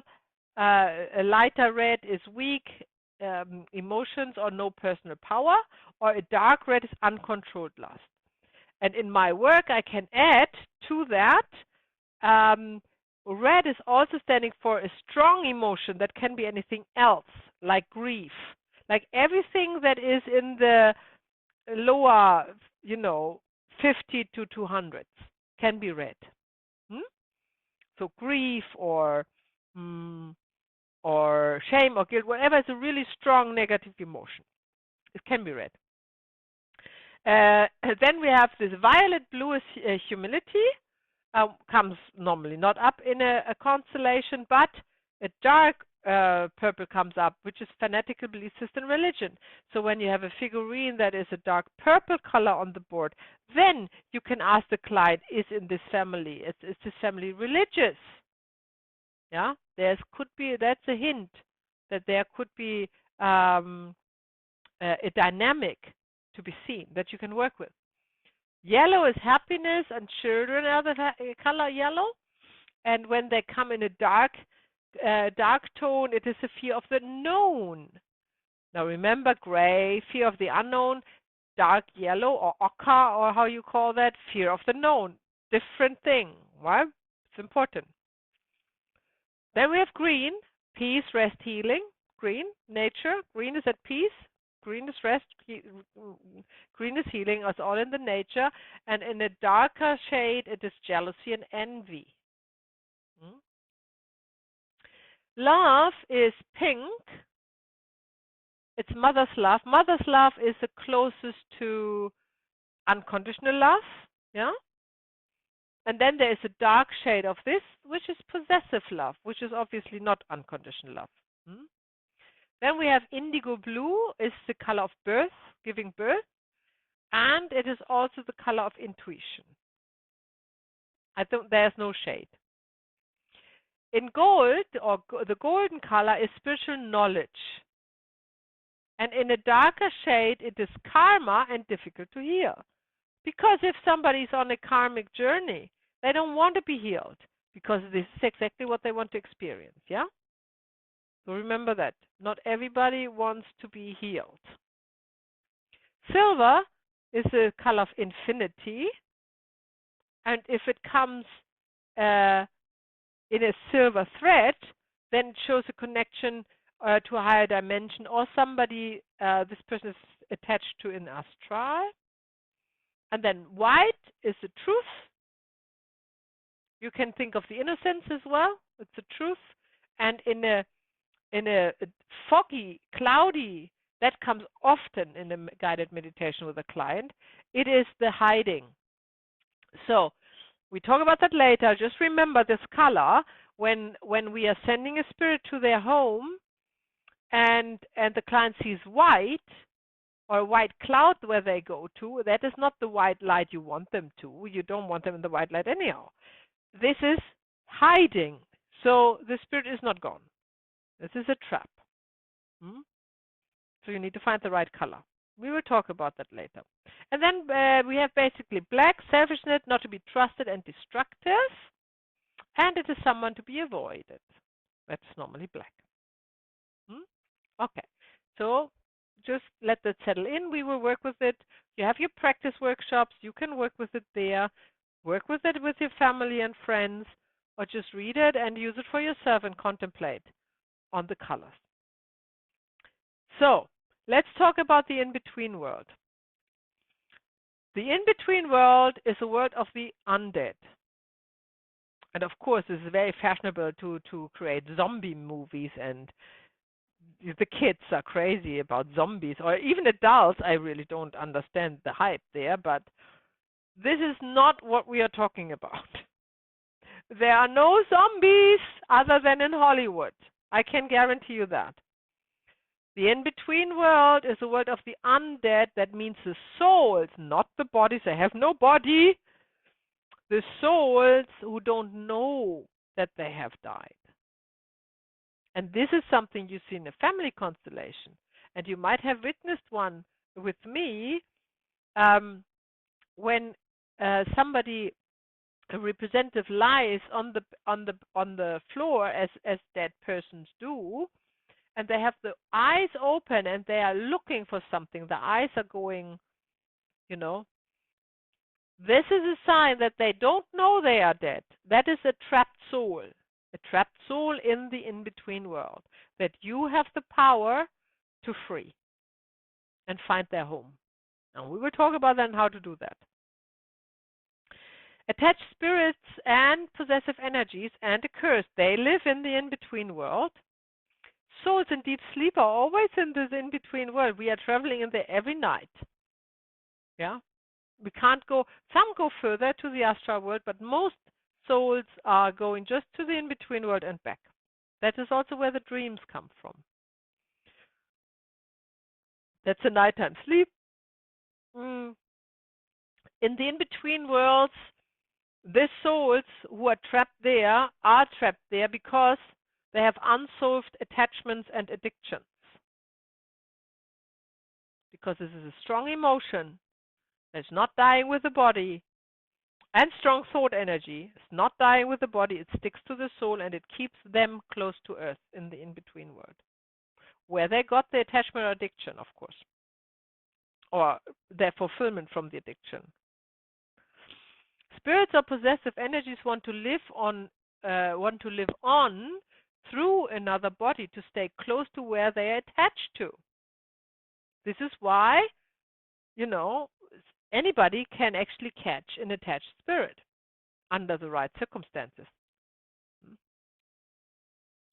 They don't rest. They are not at rest. Rest in peace, RIP. No, not in the in-between world, because they don't know that they are dead. So they cannot rest. They don't understand why they are there. They don't even understand that they're in the in-between world. They might think they still have a body. Right?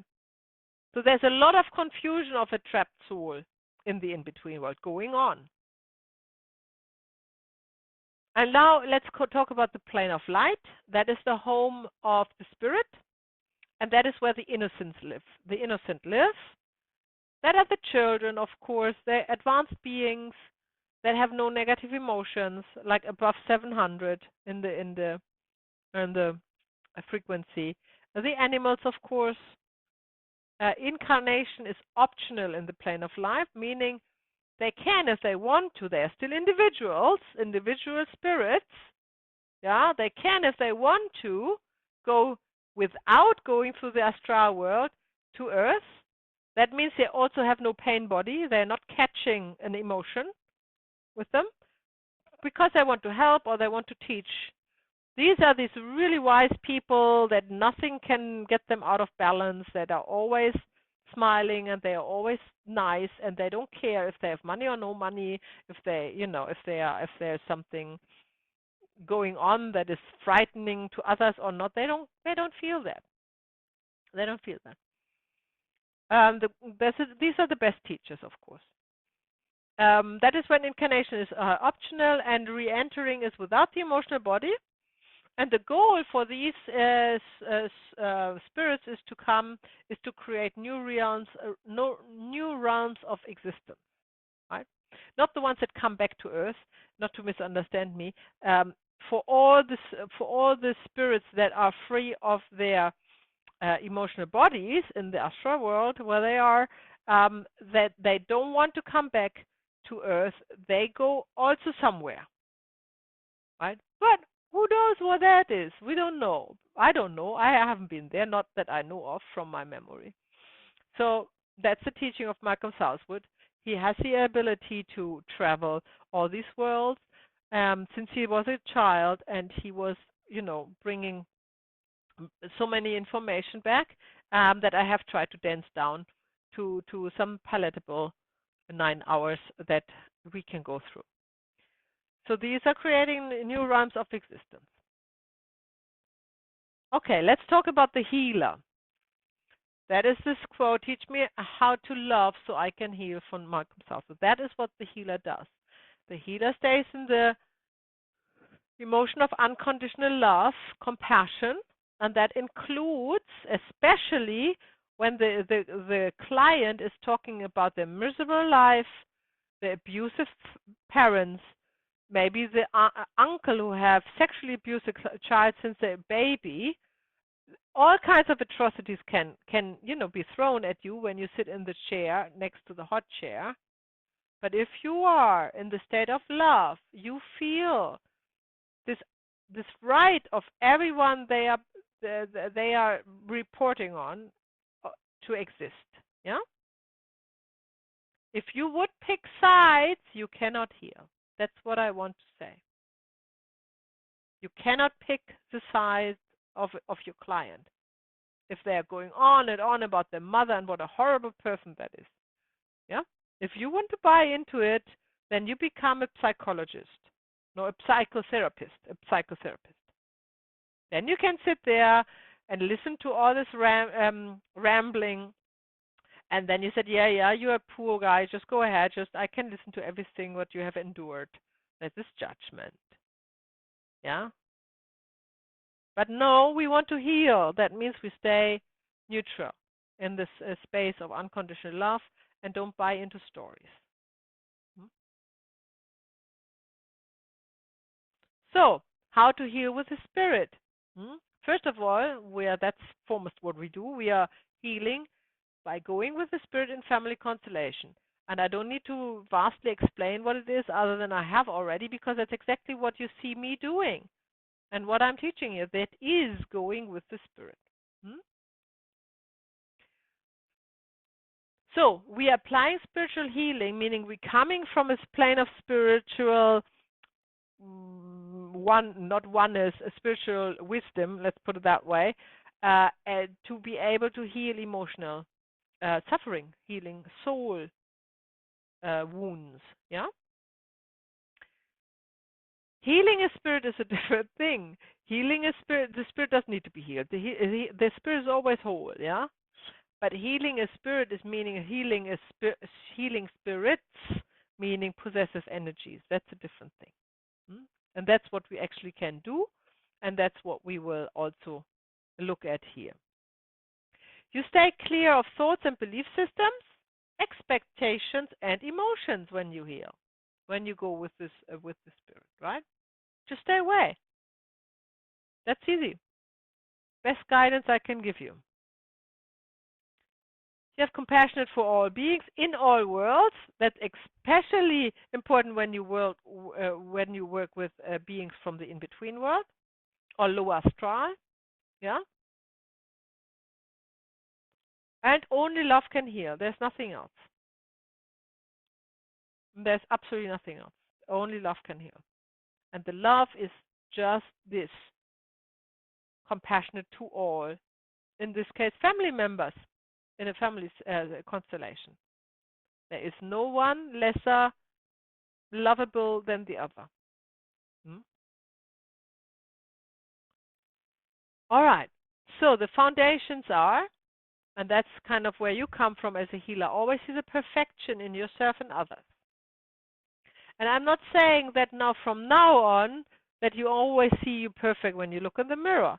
No, there will be ups and downs. Emotions are still there, and thoughts and conditions. Yeah. But when you work in this moment, when the client sits down, this is not there. Right? I might come back after the constellation in the break and whatever. That's all fine. But while you're working, it's not there. While you're working, you see the perfection in yourself and others. This also means you cannot make a mistake. Right? Each soul is on its individual journey and perfectly guided by its spirits, including you. Right? In this situation where you find yourself in. To heal yourself and others, you need to see the perfection of creation. It's really important. Not the emotional imperfection of the body and soul. So think of these 3 monks who were seeing this cancer and this woman suffering, almost dying from it. And they don't see any imperfection in the body because they would manifest the cancer. Understood? They see the body whole. They see the body perfect instrument of God, if you will. And this is what heals. That's the love that heals. And this is when you look at your client and your client is encumbered with stuff. This is why you can't be empathic with them. They just drag you down. You cannot heal like this. You see this as perfection. Because this is exactly what needs to happen to this person in this state and this moment in this lifetime to come to this point, including the constellation you are facilitating. to make the change, and that's perfect. Right? Understand? It's perfect. So he's not sitting there and is poor. Yeah? He's perfect. He or she is perfect as they are, exactly like they are. That is how you look at them. The healing takes place when the soul child, that's the emotional body, gains back self-respect and self-love. And that is equaling to letting go of guilt. And this is why we always need to find the guilt. And then being able to let go of it. And when you think of the meditations I like to do, when you meet your own child, yourself as a child, that is your soul child. And also when you work as clients, to unite the soul child with the adult client is healing. Because every trauma, we talk about that with childhood traumas, letting the soul, the emotional body, stuck in this age, wherever that happened. Literally, they are literally still there. So you can only take them out there and reunite them with your client's now self. That's a healing movement. You need to take the time away and bring the problem into the now. This is why when we work with clients, we are never talking in the past tense, always in the present. Because we are not going back and staying where the soul has been trapped. We are bringing them here. Right? Or if we go there, we are there. We are not here and there. We are there. And the client is there. So either or. Right? So there's no time. That's important for the healing step. Also on a how can I say, on a subconscious level. The subconscious, if you take the time out on a conditioned mind that is subconsciously ruling thought pattern and emotional pattern, if you take the time out, the subconscious has no grip anymore. It relies on it. It relies on the time. So always think when you work, you don't need to understand it now, but when you work, take the time out. Make it here and now.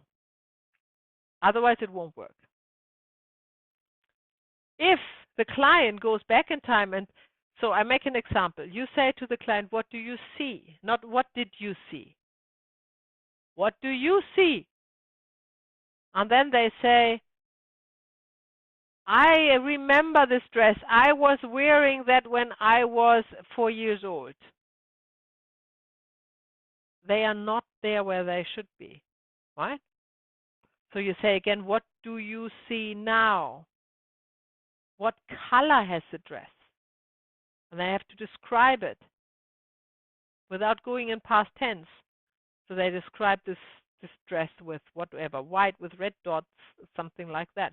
Then they said, no, it had white and red. Then you correct, what do you see now? What color does the dress has now? And then say, okay, the dress has the color white with red dots. Right? It's the same with emotions. What do you feel?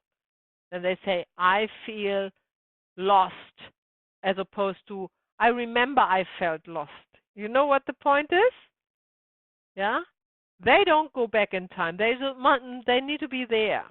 They need to experience it. Otherwise, no healing possible. Because we're not working with the mind. We are working with the emotion. That's only in the state of now. So that goes for the illness, which is in the physical body, which is on earth, remember. This goes for trauma, which lives out of fear and guilt or shame, which is the emotional body, and the home is the astral world. And the healing takes place in or from the world of light. So what you're really doing is you're bringing this all into the world of light, where healing can be applied, where love rules, unconditional love, through your own state of being in the state of unconditional love, right? So you're not traveling to another world. The world is in you, because you are spirit, right? Don't forget that. It's all happening here and now. You're not going somewhere. It's here and now. I may make a little drawing. You may like that. Yeah, I do the drawing. Let me do the drawing. Because there's a problem with empaths, intuitives, and psychics. The problem with the empath is that they are feeling the pain that the client feels, which you know now is a low frequency. So how can you heal there when you're in this state? You can't, right? The intuitives, they are jumping in and out, attaching with emotions that they feel in the client or in with whomever they work, but they can't put it into perspective. Because they don't have the knowledge. This is why they're intuitives. If they would have knowledge, they wouldn't be intuitive. They would know, yeah, but they don't know. So they cannot really help. They cannot give guidance, right? And then the psychics, they are only working with beings of the in-between world. That's what they do, literally. That's what they see. That's their ability. That's their superpower. They see the souls who has no body, they have no bodies anymore. They can see them. And this is how, and they can communicate with them. And this has maybe a good, maybe for somebody who's attached to somebody who has died suddenly, and obviously through this attachment, also the one who has died is in the in-between world still attached. Let's say the mother and child. They might want to communicate through a psychic. That's fine, but there's no healing. This is not making the soul aware that it is dead and to leave to its home, to its astral world, in acceptance what has happened ought to be happen, right? So don't mix that up with healing. That can all be fine, but it's not healing, although the word is used for this. So I make you now a little map, a little drawing. A little drawing where I want to explain why this is important. So, let's say this is you, the healer. Let's call it the healer, yeah? And you can see by the big smile, yeah, frequency of, let's say, 500, yeah? Love, unconditional love. Let's say 500 to 600. And then there is a client. The client is here. He needs help, right? Frequency, let's say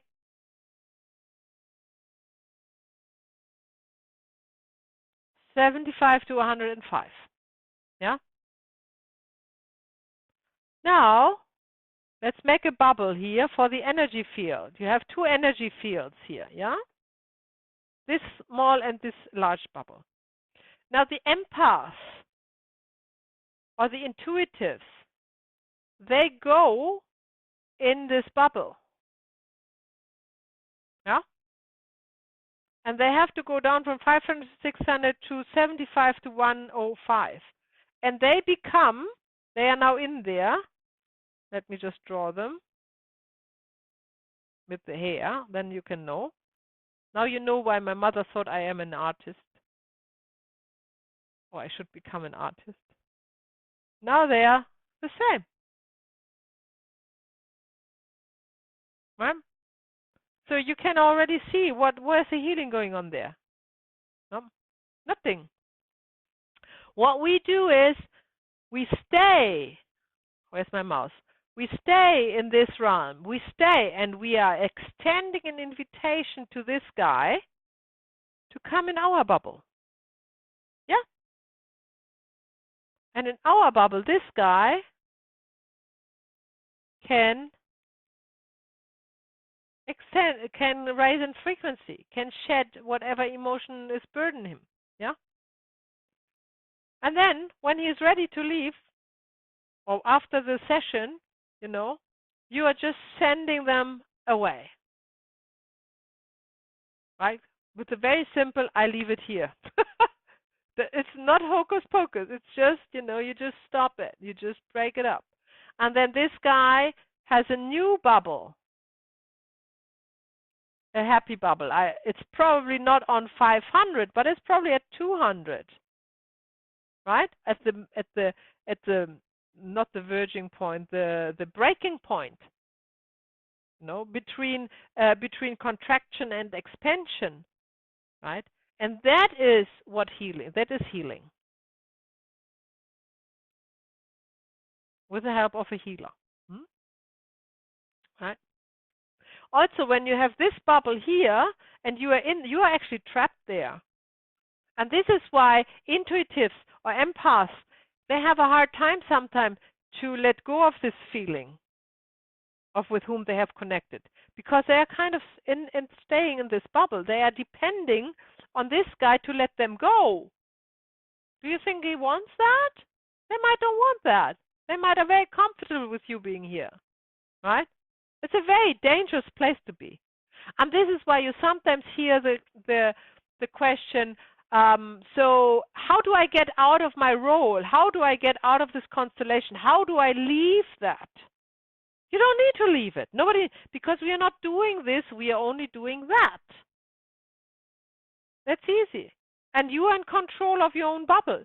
You just say, we leave it here. It's done. It can't stay. Yeah? It cannot stay because his frequency is at best 200. It will never be your level, right? So you need to maintain the high level of frequency anyhow to leave again. And you can't when you go there, because then you wouldn't be an empath or an intuitive. So stay away from that and just be always in the highest vibration in the room. Always. And never go down. Ever.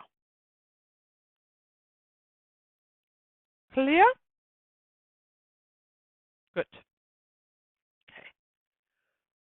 So, what's next? Spiritual healing. So when to use the spiritual healing in a family constellation? Now we are getting very practical.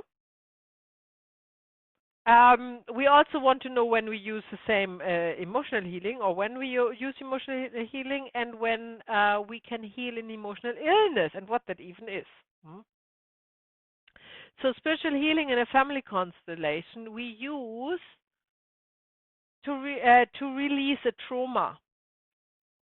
Either one's own trauma, so the client's own trauma, which is a early childhood trauma, or a past life trauma, or a trauma in the family system. That's what we do. This is always these two choices. It's either the client themselves or an entanglement. We are using it also to free souls, especially when we have dead souls in a constellation who don't know that they are dead, who are trapped in the in-between world. We can free them in the family constellation. We separate attached spirits, entanglements, that's entanglements, or indeed catched spirits in the family constellation with the use of representatives. And I had actually a couple meanwhile, but the first one was very impressive. But I had, for the first time in a family constellation workshop, in an in-person workshop, I had an attached spirit, and I had used a representative to detach the spirit. So with Malcolm Southwood, the method is always to do that inwardly. So in a kind of a guided meditation, in a regression, I will show you how to do that. And in a Bert Hellinger constellation, or any constellation I've been so far, before that, I have never seen attached spirit being represented. So that was a completely new thing. And I was so grateful for this case that came up a few years ago, and it worked a treat. So I can guarantee you that. And then after that, I had that a couple of more times. We also remove possessive energies in a family constellation. It is kind of the little brother of a possessed spirit. And we have that a lot, right? that like every time somebody's entangled with somebody else, it is like a possessive energy because they feel their grief, they feel their anger, they even feel as murderous as the ones they're entangled with, right? This is this energy, this energy of emotion that they actually have caught. This is why we call it an entanglement. So that's a crossover. So there are multiple crossovers. This is why these modalities are working together so well. They go hand in hand. We talked about that. We need to raise our emotions to the frequency of emotions so we can hear. You can also be addicted to emotion. A lot of people are addicted to their emotion, especially one specific emotion. And that needs to be healed as well because any addiction is keeping us close to earth, right? We can't evolve. Attachment to things, people, or groups, are also causing this strong emotion, this attachment, that don't allow them to move on in their soul journey. We talked about positive thinking. We don't need to recap that. Overcoming thought patterns and emotion is paramount for spiritual growth. No, hang on, Maya. Sorry. What is it, Kirsten? Yeah, you go. What you said, yes, we did talk about positive thinking, and I did understand your point. But when you put now here positive thinking with positive thoughts, can you give a little example, please? So remember when we talked about positive thinking, it's like the neighbor. Take your neighbor. As a horrible neighbor, he just lets the weeds grow, and the weeds, they seed into my garden, and I have all the work, and he doesn't care about his weeds, and I'm working every Sunday my ass off to get the weeds out of my lawn, yeah? So that's the thought pattern. Now the positive thinking would be, he's a horrible neighbor, he's doing all this horrible stuff, but I want to be at peace, so I just pretend he's a nice neighbor. I just think of him as nice. That's positive thinking. You still are coming from the point that he is actually a horrible person because he does what he does. Positive thoughts are that when you allow thinking, you can also go out of the mind, right, and not think. That's also healing. Or when you allow thinking, then you would focus on only the good things, so that you enjoy the same area, that he might has also family like you and children to look after, and knows how much that is, how much work. So whatever you can find that you can agree with him, that's a positive thought, and then you focus on that. Yeah. Okay. Thank you. Okay. Okay, emotional illness.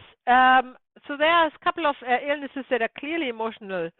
Emotionally, I mean, most illnesses are. Some are actually created by thought pattern and conditioning, of course, but these are very typical for a kind of an overreach of the emotional body. That's phobias, or phobias, I think. A phobia is, phobia, like phobia of spiders, phobia of falling, phobia of whatever. You can have a phobia of pretty much everything. People have a phobia of a pen. They can't see a pen without panicking or something. It's completely irrational. It's emotional. It's the irrational fear about something that should cause no fear. That's very easy, Alzheimer's conditions are now thought to be an emotional illness, and I think that is the suppression of guilt. Alzheimer, or this underlying emotion, strong emotion of guilt that is causing Alzheimer condition. Chronic fatigue syndrome is also an emotional illness. MS is where the muscles, they cannot hold the body, they are shrinking basically.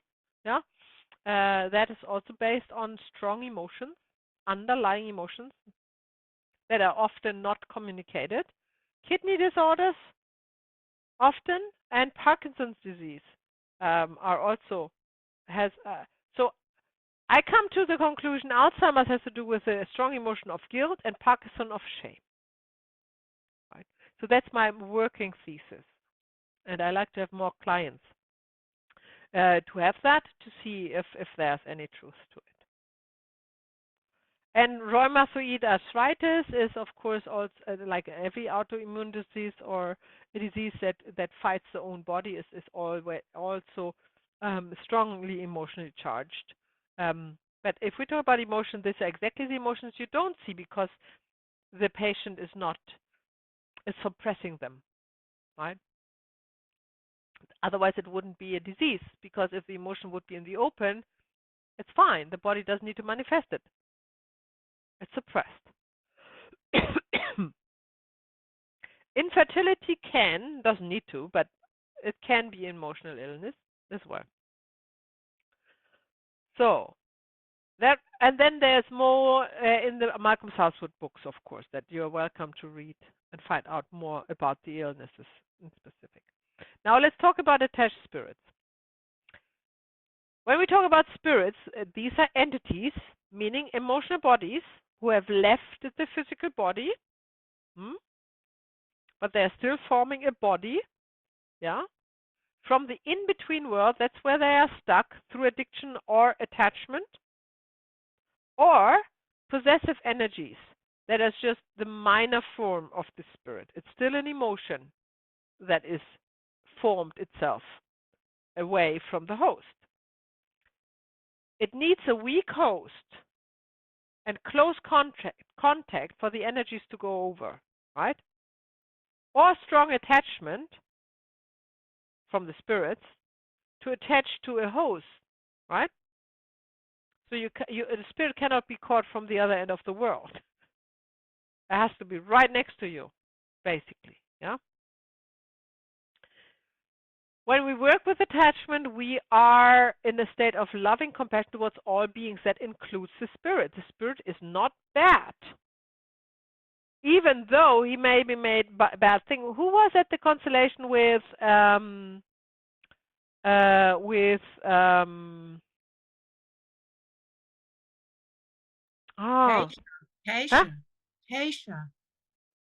I was not thinking of Keisha. What was the constellation with Keisha? The baby she lost, in a way, was still in a way attached to her daughter. No, I now remember that vaguely. Okay. I was thinking of the attached spirit who made somebody jump out of the window. Claudia. Like she has reported. Have you been there? Yeah. Anybody else? It was in person. In person constellation at your place in the yurta. Was it? Yeah. Well, so that's a long time ago, but that is what I now remember when I think about it. That's a good example because Claudia, she's also on the training. She has reported that she jumped out of the window, I think in the third story. I think it was the third story when she was 17, without any knowledge why she did that. And she survived, obviously. She's now on the training. She's 50 plus. And she wasn't depressed. She never had suicide thoughts or anything like this. So when we worked in the workshop, in the family constellation workshop, there was this attached spirit who was still attached to her. But the spirit was so shocked because through jumping out of the window, it could have killed his host, right? And it didn't want that. It didn't want that. It was just so angry or so depressed or whatever it was. I don't remember the emotion anymore. Yeah. And then it was so shocked that the host, Claudia, was actually jumping out the window and almost killed herself because the spirit made it so, that it hid. So it has, from the year when she was 17 to 50, not came out anymore and done nothing. Because it was so shocked. Imagine that. So, of course, we went through the detachment of the spirit and everything went well, but it was still there although she didn't know it because she never had anything else. But when we were talking about the family constellation, what she would like to look at, then all of a sudden this came up for her, although she obviously has no problem with it anymore. So that's interesting. So that was because the spirit was still there. And what was the spirit saying? Help me, was the spirit saying. I want to go home. Huh? And this is what you do. You help the spirit. So there are no bad spirits. That's Hollywood. That's horror fiction. Don't think about that. They don't want bad things normally. They are the emotion they are.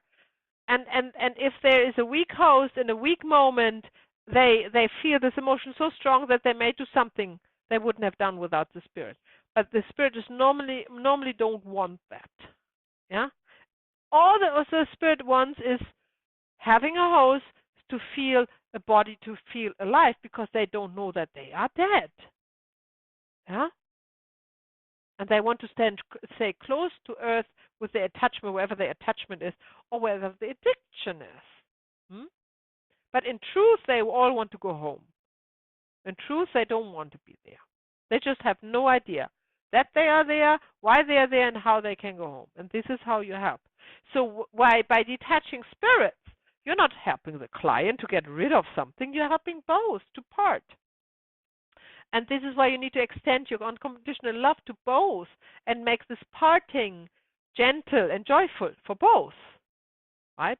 Otherwise, they wouldn't be able to let go, especially not after such a long bond, a close bond. Right? Kerstin. So how come they get stuck there? How come the spirit gets stuck there in between? So you need a weak host and you need a soul that doesn't want to go. That's as easy as that. Because the soul always needs to attach to someone.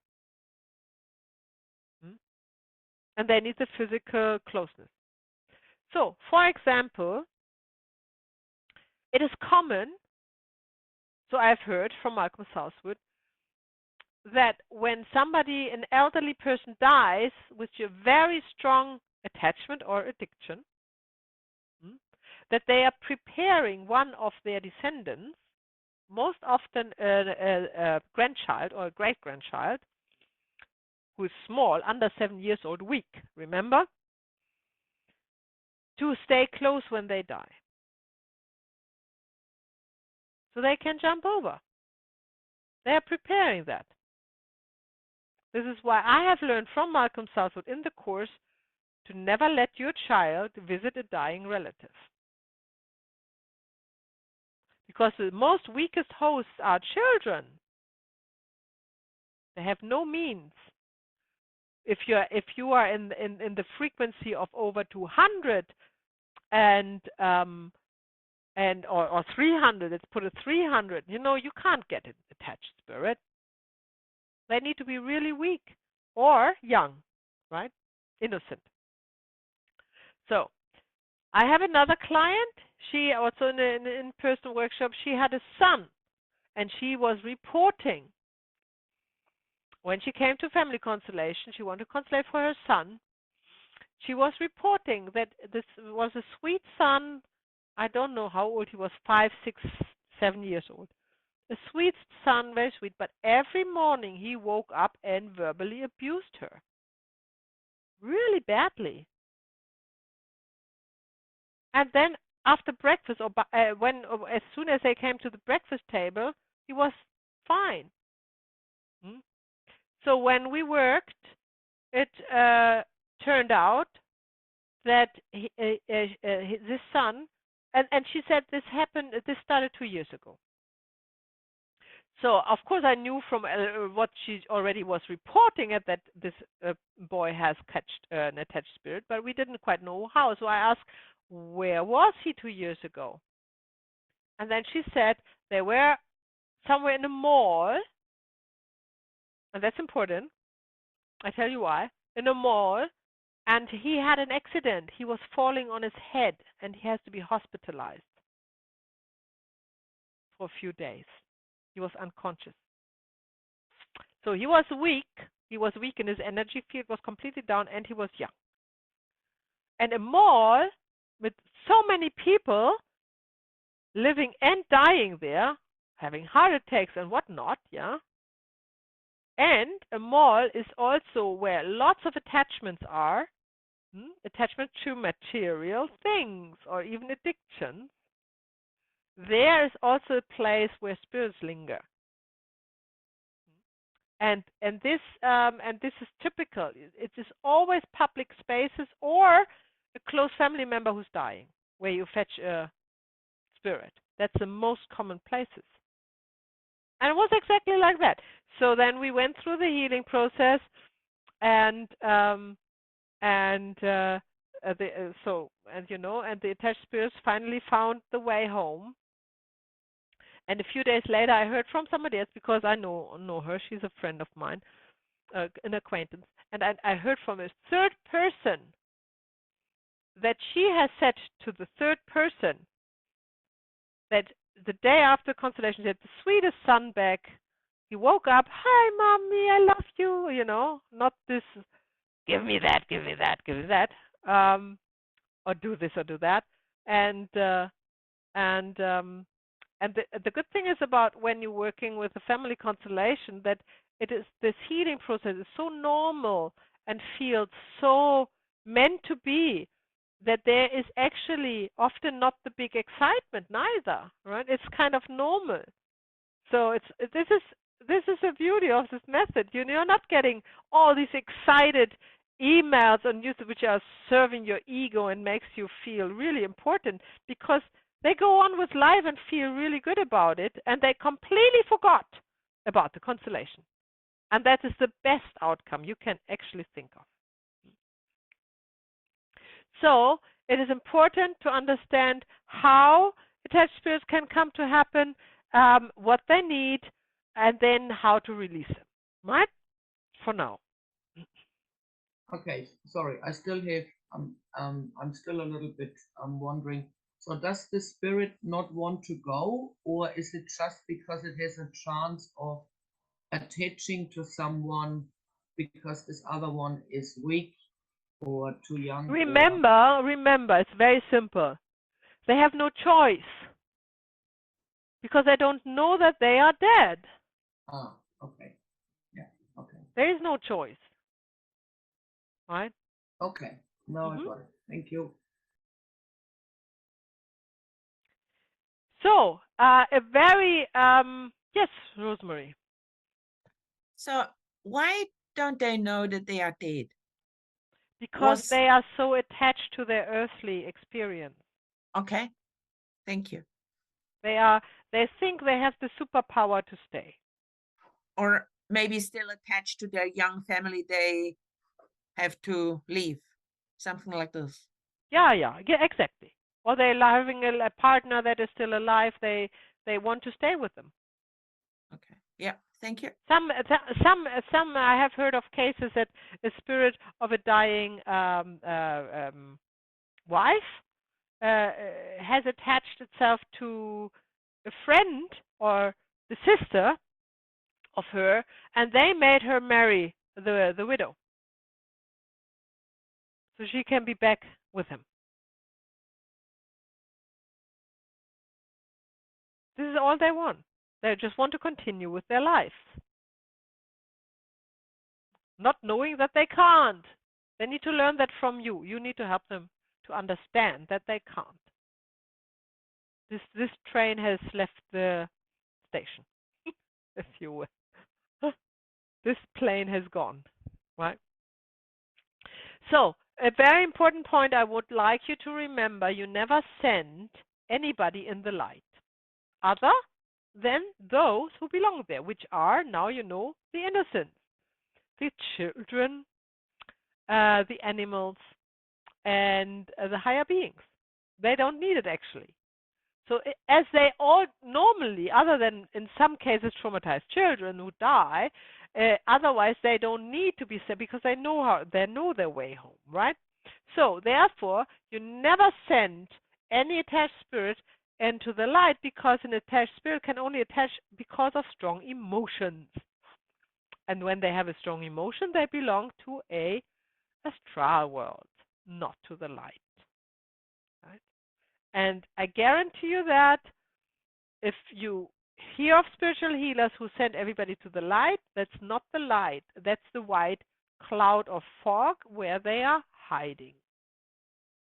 They are not gone until you find the color that is reflecting their emotion. And that's where you send them to. Or you help them to go there. Right? Of course, we make an example, so you will see that how that works.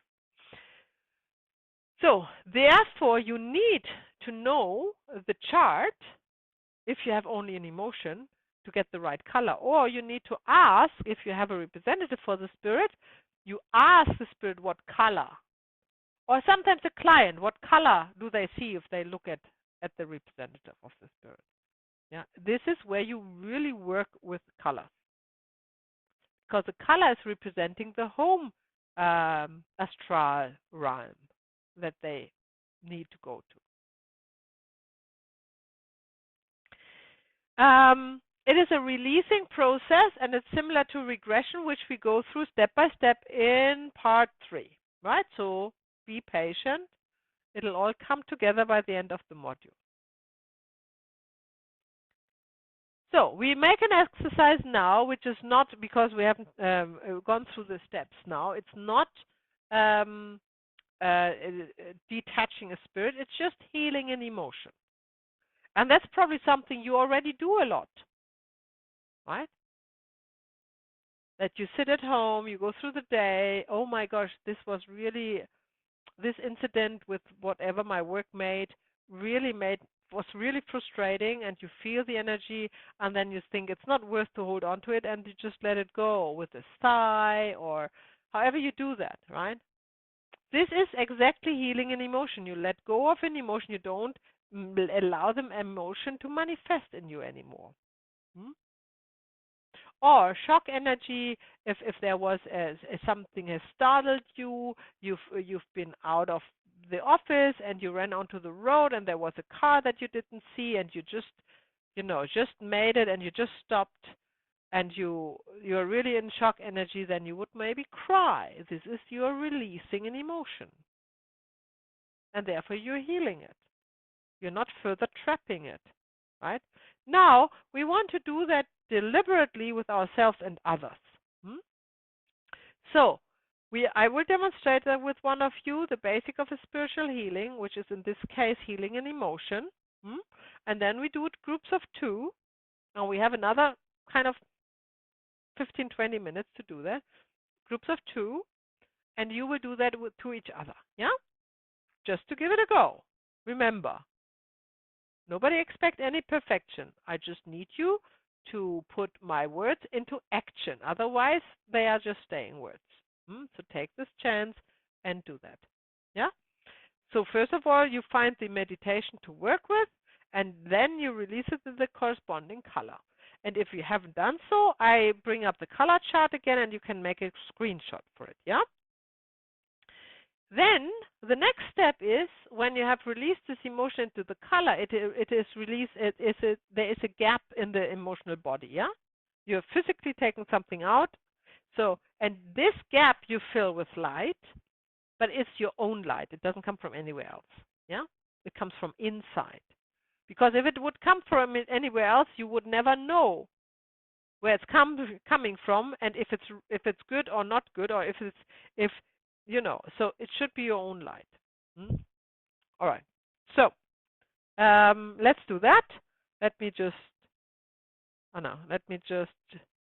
stop sharing. And now we do a demonstration, and then I put you in the breakout rooms. I wanted to show you did you all take a screenshot of the spiritual color chart? No. Okay. Let me just bring that up again. So you have it. I don't even know how to do that. What do you mean? Oh, you don't even have a phone. Yeah. Do you have a camera? No. That big camera to take. No. What do you have a Mac? No, you have not a Mac. What do you have? A PC?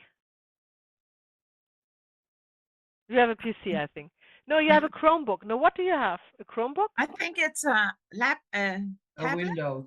Windows laptop. Window, Kerstin. Do you know screenshots on window, or just Google it quickly? No, I don't know even how to do it at mine.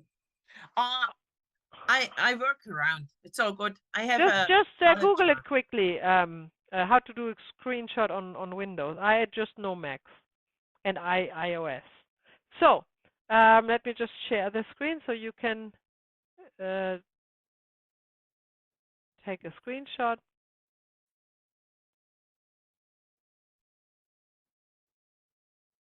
Of course, later when you or how about I do a screenshot and put it in the chat room? Do you have access in the chat room when you're in breakout rooms?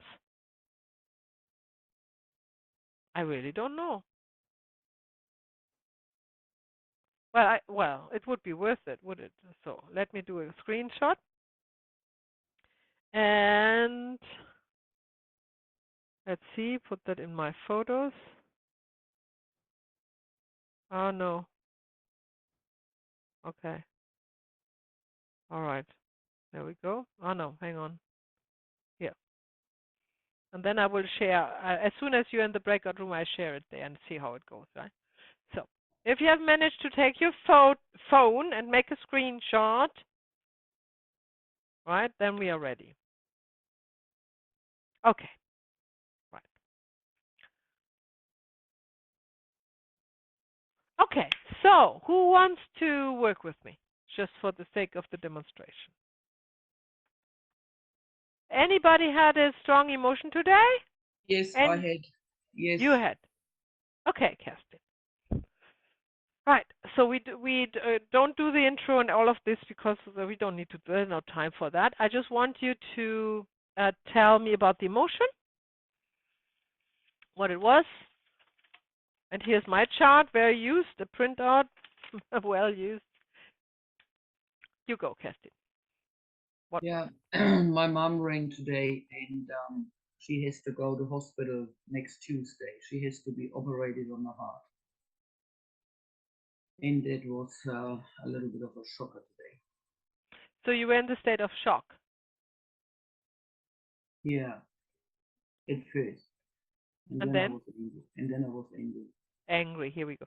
So we can work with shock energy, of course, but here we want to work with emotion, right?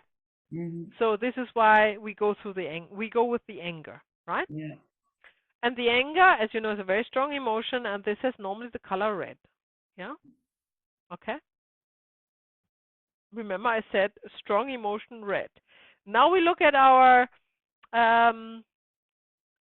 chart and see what else do we can find. Is there another better color? Was it fear, maybe? Yeah, well, there will be fear in as well that she might die, you know. So that would be fear of the known, which is a pale yellow, an ochre, right? So so either the client can tell you the emotion, or you let the client close your eyes. Close your eyes, Kerstin. And I would like you to go to the situation where your mother told you that, and you had this, and this emotion surfaced, yeah, the emotion of anger or fear of the known. And I would like you to tell me, what color do you see? I see a pink. You see pink. That's fantastic. Pink, remember, is mother's love, right? So her love to her mother comes up, not the fear. Okay, we don't want to work with pink. So, because we don't want to release it. It's fine if it stays. But now, healing has already taken place because Kirsten now knows that all there is love to the mother, or mother's love, which is a neediness as well. Right? I need my mother's love. And of course, when the mother's dying, the perception is I don't have access to mother's love anymore. Is this your fear?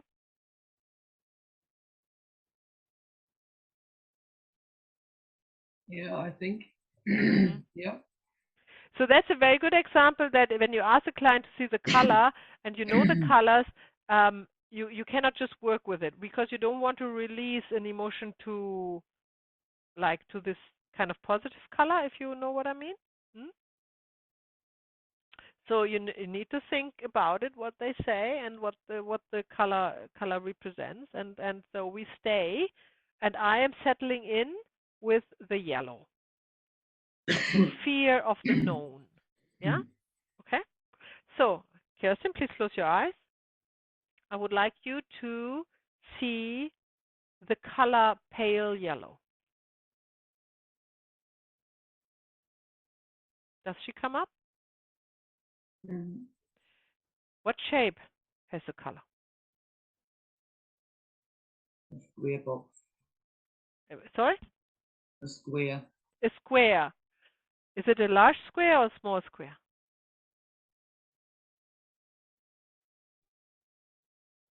In changes from one to the other. Very good. So it's morphing. It's still square. Yeah. And what is the consistency of the color of the square? Is it liquid or fluid, or is it firm, or is it it's firm. firm? Mm-hmm. Very good. Is there anything else you can observe with this object? I know it's moving, it's pulsing somehow, it's changing size. Is it close or far away? Does it move back and forth? No, What else it's is just going? it's either small or big, but it's always at the same distance. Mm-hmm. Where about is it? How far away from you? 1.5 meters. Very good. To the right, to the left, up, down, Straight in front straight of ahead, me. in front of you. Head height? Yeah. Okay, very good. Very good. Very good. Very good. Now I would like you to see this emotion of fear of the known, the fear that you cannot have any access to your mother's love in case she would die,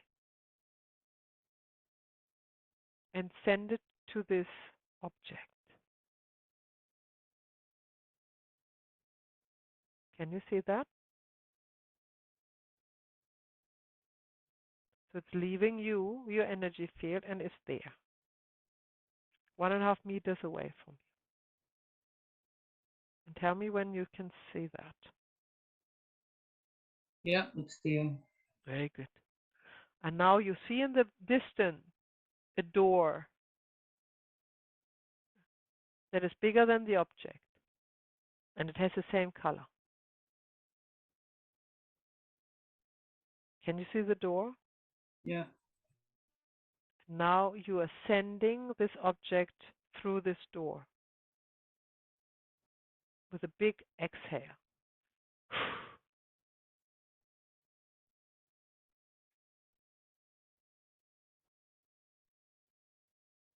You repeat that until you see how this object is going through the open door.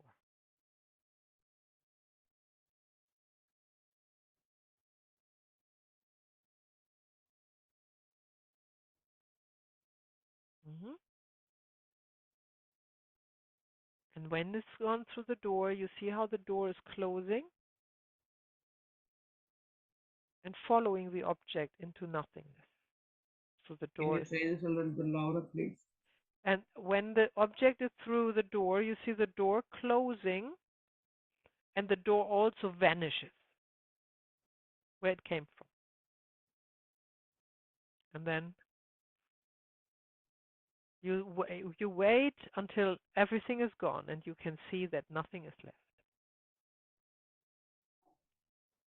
Yes, very good. So that was that. You all saw the sigh. So we can finish it here. Thank you. We break it up here. That's all done. Thank you very much for the demonstration. That's exactly what you do. Few little steps. You find the emotion of your partner you look up what color it has, you let the partner describe the emotion. This is important so they can really visualize it. So you find the shape and everything else, yeah?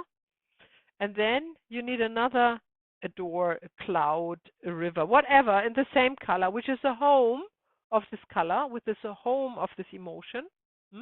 And then you let the client send it there with any means that comes to your mind. Yeah? And then the last step, and that is important, the client needs to see in this regression or this guided meditation that the object has melted or merged with the color, and then that is completely gone. So it's not there anymore, right? It's vanishing. It's dissolving. It's moving away until they can't be seen anymore, right? I don't want to give you more information. You really need to memorize that and just a few steps and try it with your partner. All right? So I give you 5 minutes each. So in total 10 minutes. I will give you a hint, a message after 5 minutes to swap. Please swap. Don't hold on to it. Just swap. It's an exercise. I want you both to have the same experience, to facilitate it, not to get rid of an emotion. You can just do that for yourself at any time. Okay? Right. All right. So, right. So, well done. Wait for the other group. How was that for you? While just from the viewpoint of facilitating, of course. You want to go? Maya, I have a question. What if we are doing this for a client, but do you do this during a family constellation section? Yeah, can happen. Absolutely. You never did this to me. No. You want to do that? So my question is, if you have a client and then if we spotted there is a strong negative emotion and you're trying to do this healing process, but then you can't send them away and she got stuck. She's just very stubborn. Then what? Have you ever encountered that? No. That's over.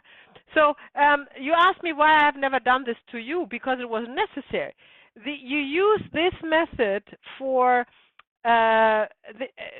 so normally you use this not for emotions that have been traumatized somebody. We use family constellation for it. We go to the source of it. We go through the entanglements. We maybe do a regression to a past life. We maybe do a interrupted movement towards the mother for an early separation from the mother. That's all you learn. That's what we do. Yeah. This exercise is just something like a little bit of a tidbit. What to do with somebody like a friend or something who come with you and guess what? I was so angry about this. Yeah. And you want to help, or you want to practice how to help, and this is a brilliant method to start to practice how to help somebody letting go of something. But if you have a paid client, that is not what you do. That would be not enough. Because you're not going to the source of all of this. You're just releasing. And it is also meant more for yourself to do that with yourself. When you catch yourself coming home with this emotion, right? Then you know how to do that to yourself. So this is not a whole session with a client. We would go deeper. So Rosemary, what does your neighbor look like? What shape has he got? It was a dog. What shape is he? It's like a cow poop. Karen.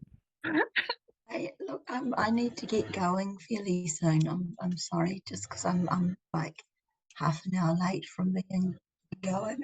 Yeah, you want to quickly share how it was for you to facilitate? I really enjoyed it. Yeah, I liked it. It was a nice process. I was a little bit rushed because I felt that we were going to be short of time, but I knew I was being rushed.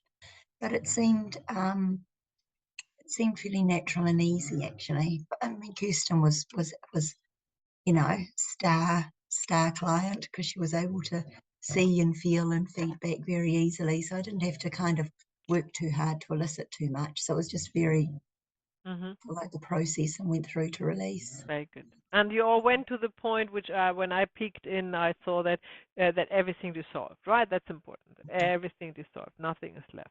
Hmm? Yeah. Yeah. Yeah. Good. One point now, of course, you can go, Karen, when you want to. One point you can always recap that on the video. But one point I want to point out, because I just saw that in the last breakout room I've been to, don't use the word try, ever. There's no trying. We either do or we don't. Don't. Yeah. That's Yoda. Yeah. Try. There is no try. There is only do or don't. Did he say that? No. I agree. No, yeah. don't. It's from Star Wars. It's Yoda. It's one of my most used Yeah, that's lines, so fun. actually. But that is so true, yeah? Yes, I agree. And actually, Coiny, if you would have really observed your partner, Rosemary, when you said the word trying, she was trying, yeah? Yeah. And you don't want that. You want them to do. And that was interesting, right? Always do as you say, see that, do this, do that. If they can't, they will tell you. They say, I can't see that. Yeah, they don't need to try. And then you change it, and then you give them another thing that they can do. Right? Yeah, Rosemary. So, Okay, then got why it. do you ask, can you see that? Yeah. You ask that. Yeah. This is fine. Can you see that? Yeah. Can you see that? Can you feel that? Can you smell that? Yeah. Can you describe that? Can you, or just forget the can and say, describe it, feel it. What is it? How does it smell? Okay. How does it look? How does it, just describe it to me. You have to, in this work, you always have to see what you are asking as if it would be in front of you. Right? Yeah. You have to. That you can see it. That you can have to see actually it, exactly. That you need to find out what they see, so that you can. That's it. From there, you can get on. You need to get the same picture like what they have, and therefore you need to ask them what they see. Yeah, exactly. Because we guide, we suggest things with the color and stuff, because it's an exercise and we want to work with this emotional color chart. But however, this is not what is the word for it? This is not this guiding, this manipulative questioning. You know, this is like a guided meditation. You know, you want to guide somebody through a process. That's what. You're not interfering in. You're not interfering, exactly. And because if it wouldn't work, they would say, I can't see that, I can't feel it, I can't, and then you go along with that and find something else. Yeah. You don't even make any suggestions. You really want to find out. Yeah. What you they just suggest see. the color. If they say an emotion, right. you suggest the color. However, if you ask them for a color, not for an emotion, so close your eyes. Go into this scene where where you caught an emotion today. Go back there, like be there, feel it. If you have more time, you'd say who was there, what happened, who said what. So they are really there. They really, like, the anger is like bubbling up again, yeah? And then you say, okay, of course eyes are closed, then you say, okay, do you see a color? And there would be, you don't say the word anger, right? You just say, go there, whatever emotion you had, and just make it really, really, really bring it in the now, yeah? And then you would say, okay, do you see a color? And then they would probably say, I see the color red. Or they would say, I see the color, what can we say? Gray, fear of the unknown. Yeah. You only work with this color then. You know what fear, what emotion it is. They don't need to know that. They don't need to know that. You only work with the color. Oh yeah. Yeah. What if they say they can't see any color? That is. Then do you suggest? Yep, it is an answer that can come, of course. Then you ask for the emotion. And you make up the color. Then you And we tell ask, them the color. yeah. Then you ask, okay, if they don't see a color, what is the emotion? What is the word for the emotion then? Is it anger? Well, without suggesting anything. So, what did you actually feel, or what do you? Because we're not past tense. What do you feel in this situation? What do you feel? Describe it to me, and then they would describe probably anger or fear. And then you would say, okay, you see. Then you suggest the color gray. So it's better either or, because if you do both and then you get the situation you had before, that somebody has decided on an emotion and totally different colors, it's too complex. Yeah, that's what we had. That's what we had. So that was a great learning curve. So you either ask for emotion, if that doesn't come, you ask for the color, or the other way around, and then you work with that. And just with one thing at a time. Right? And what I've learned was really like, you need to go with one or the other. Yeah. And that's what you go with. Because and that's what the client gives you. If he can't see a color, he can't see a color. Exactly. Then he must have an emotion. Yeah, and then you create the color for them. Exactly. And practice that with friends and family. It's fun. Do it on yourself. Go home after a day of work or wherever you have been, and think about what was the strongest emotion today, negative emotion, and then you do this release with yourself. Beautiful, beautiful work. To release whatever anger or frustration or whatever it was. Okay, we leave it here. It's late today. Oh, Rosemary has another question. No, just one question. You see, as a healer, you said you invite the client into your bubble. How do you do that? You offer your service. So I don't do anything? No. So you stay where you are. What did you say, Rosemary? You don't what? Yeah, you don't do anything then, or how do you do? The client is there because they want help, right? Yeah. So you invite them. Invite means they book. They book. They come. They sit next to you. They share what they have to share. And this is the invitation. And that's the invitation, exactly. You are open. I mean, if you ask it like precisely, your body is open. You don't cross your legs. You don't cross your arms. You're not frowning. You're inviting. You know, you're open. You're inviting, and you stay in your high frequency. Okay. And you don't pity the person or pity somebody else they are talking about or getting angry or whatnot, you know, you just stay where you are, and then they will come. They will come because you are very attractive in this energy to them. Okay. Because you've done a lot for your body before. Exactly. It was so important for you, Rosemary. Say again? Because you said at the beginning, remember, you would do anything for your body because that's so because it's so important. Before we go, I just want to say two sentences about our neighbor. He made me so angry. I'm not an angry person. And then I went for a walk, and then I saw his car parked up on the roadside. And I've never ever had this emotion, but I thought I would love. It would be do so good to let the air out of his tires or stab his tires. I came up to his car. You don't believe it. The car was lifted, the toolbox was there, and the tire was missing. He already had a puncture. Yeah. How is that possible? There was someone here before you, Rosemary. Your perception. You should be more careful with your thoughts. Yeah, or maybe not. Yeah.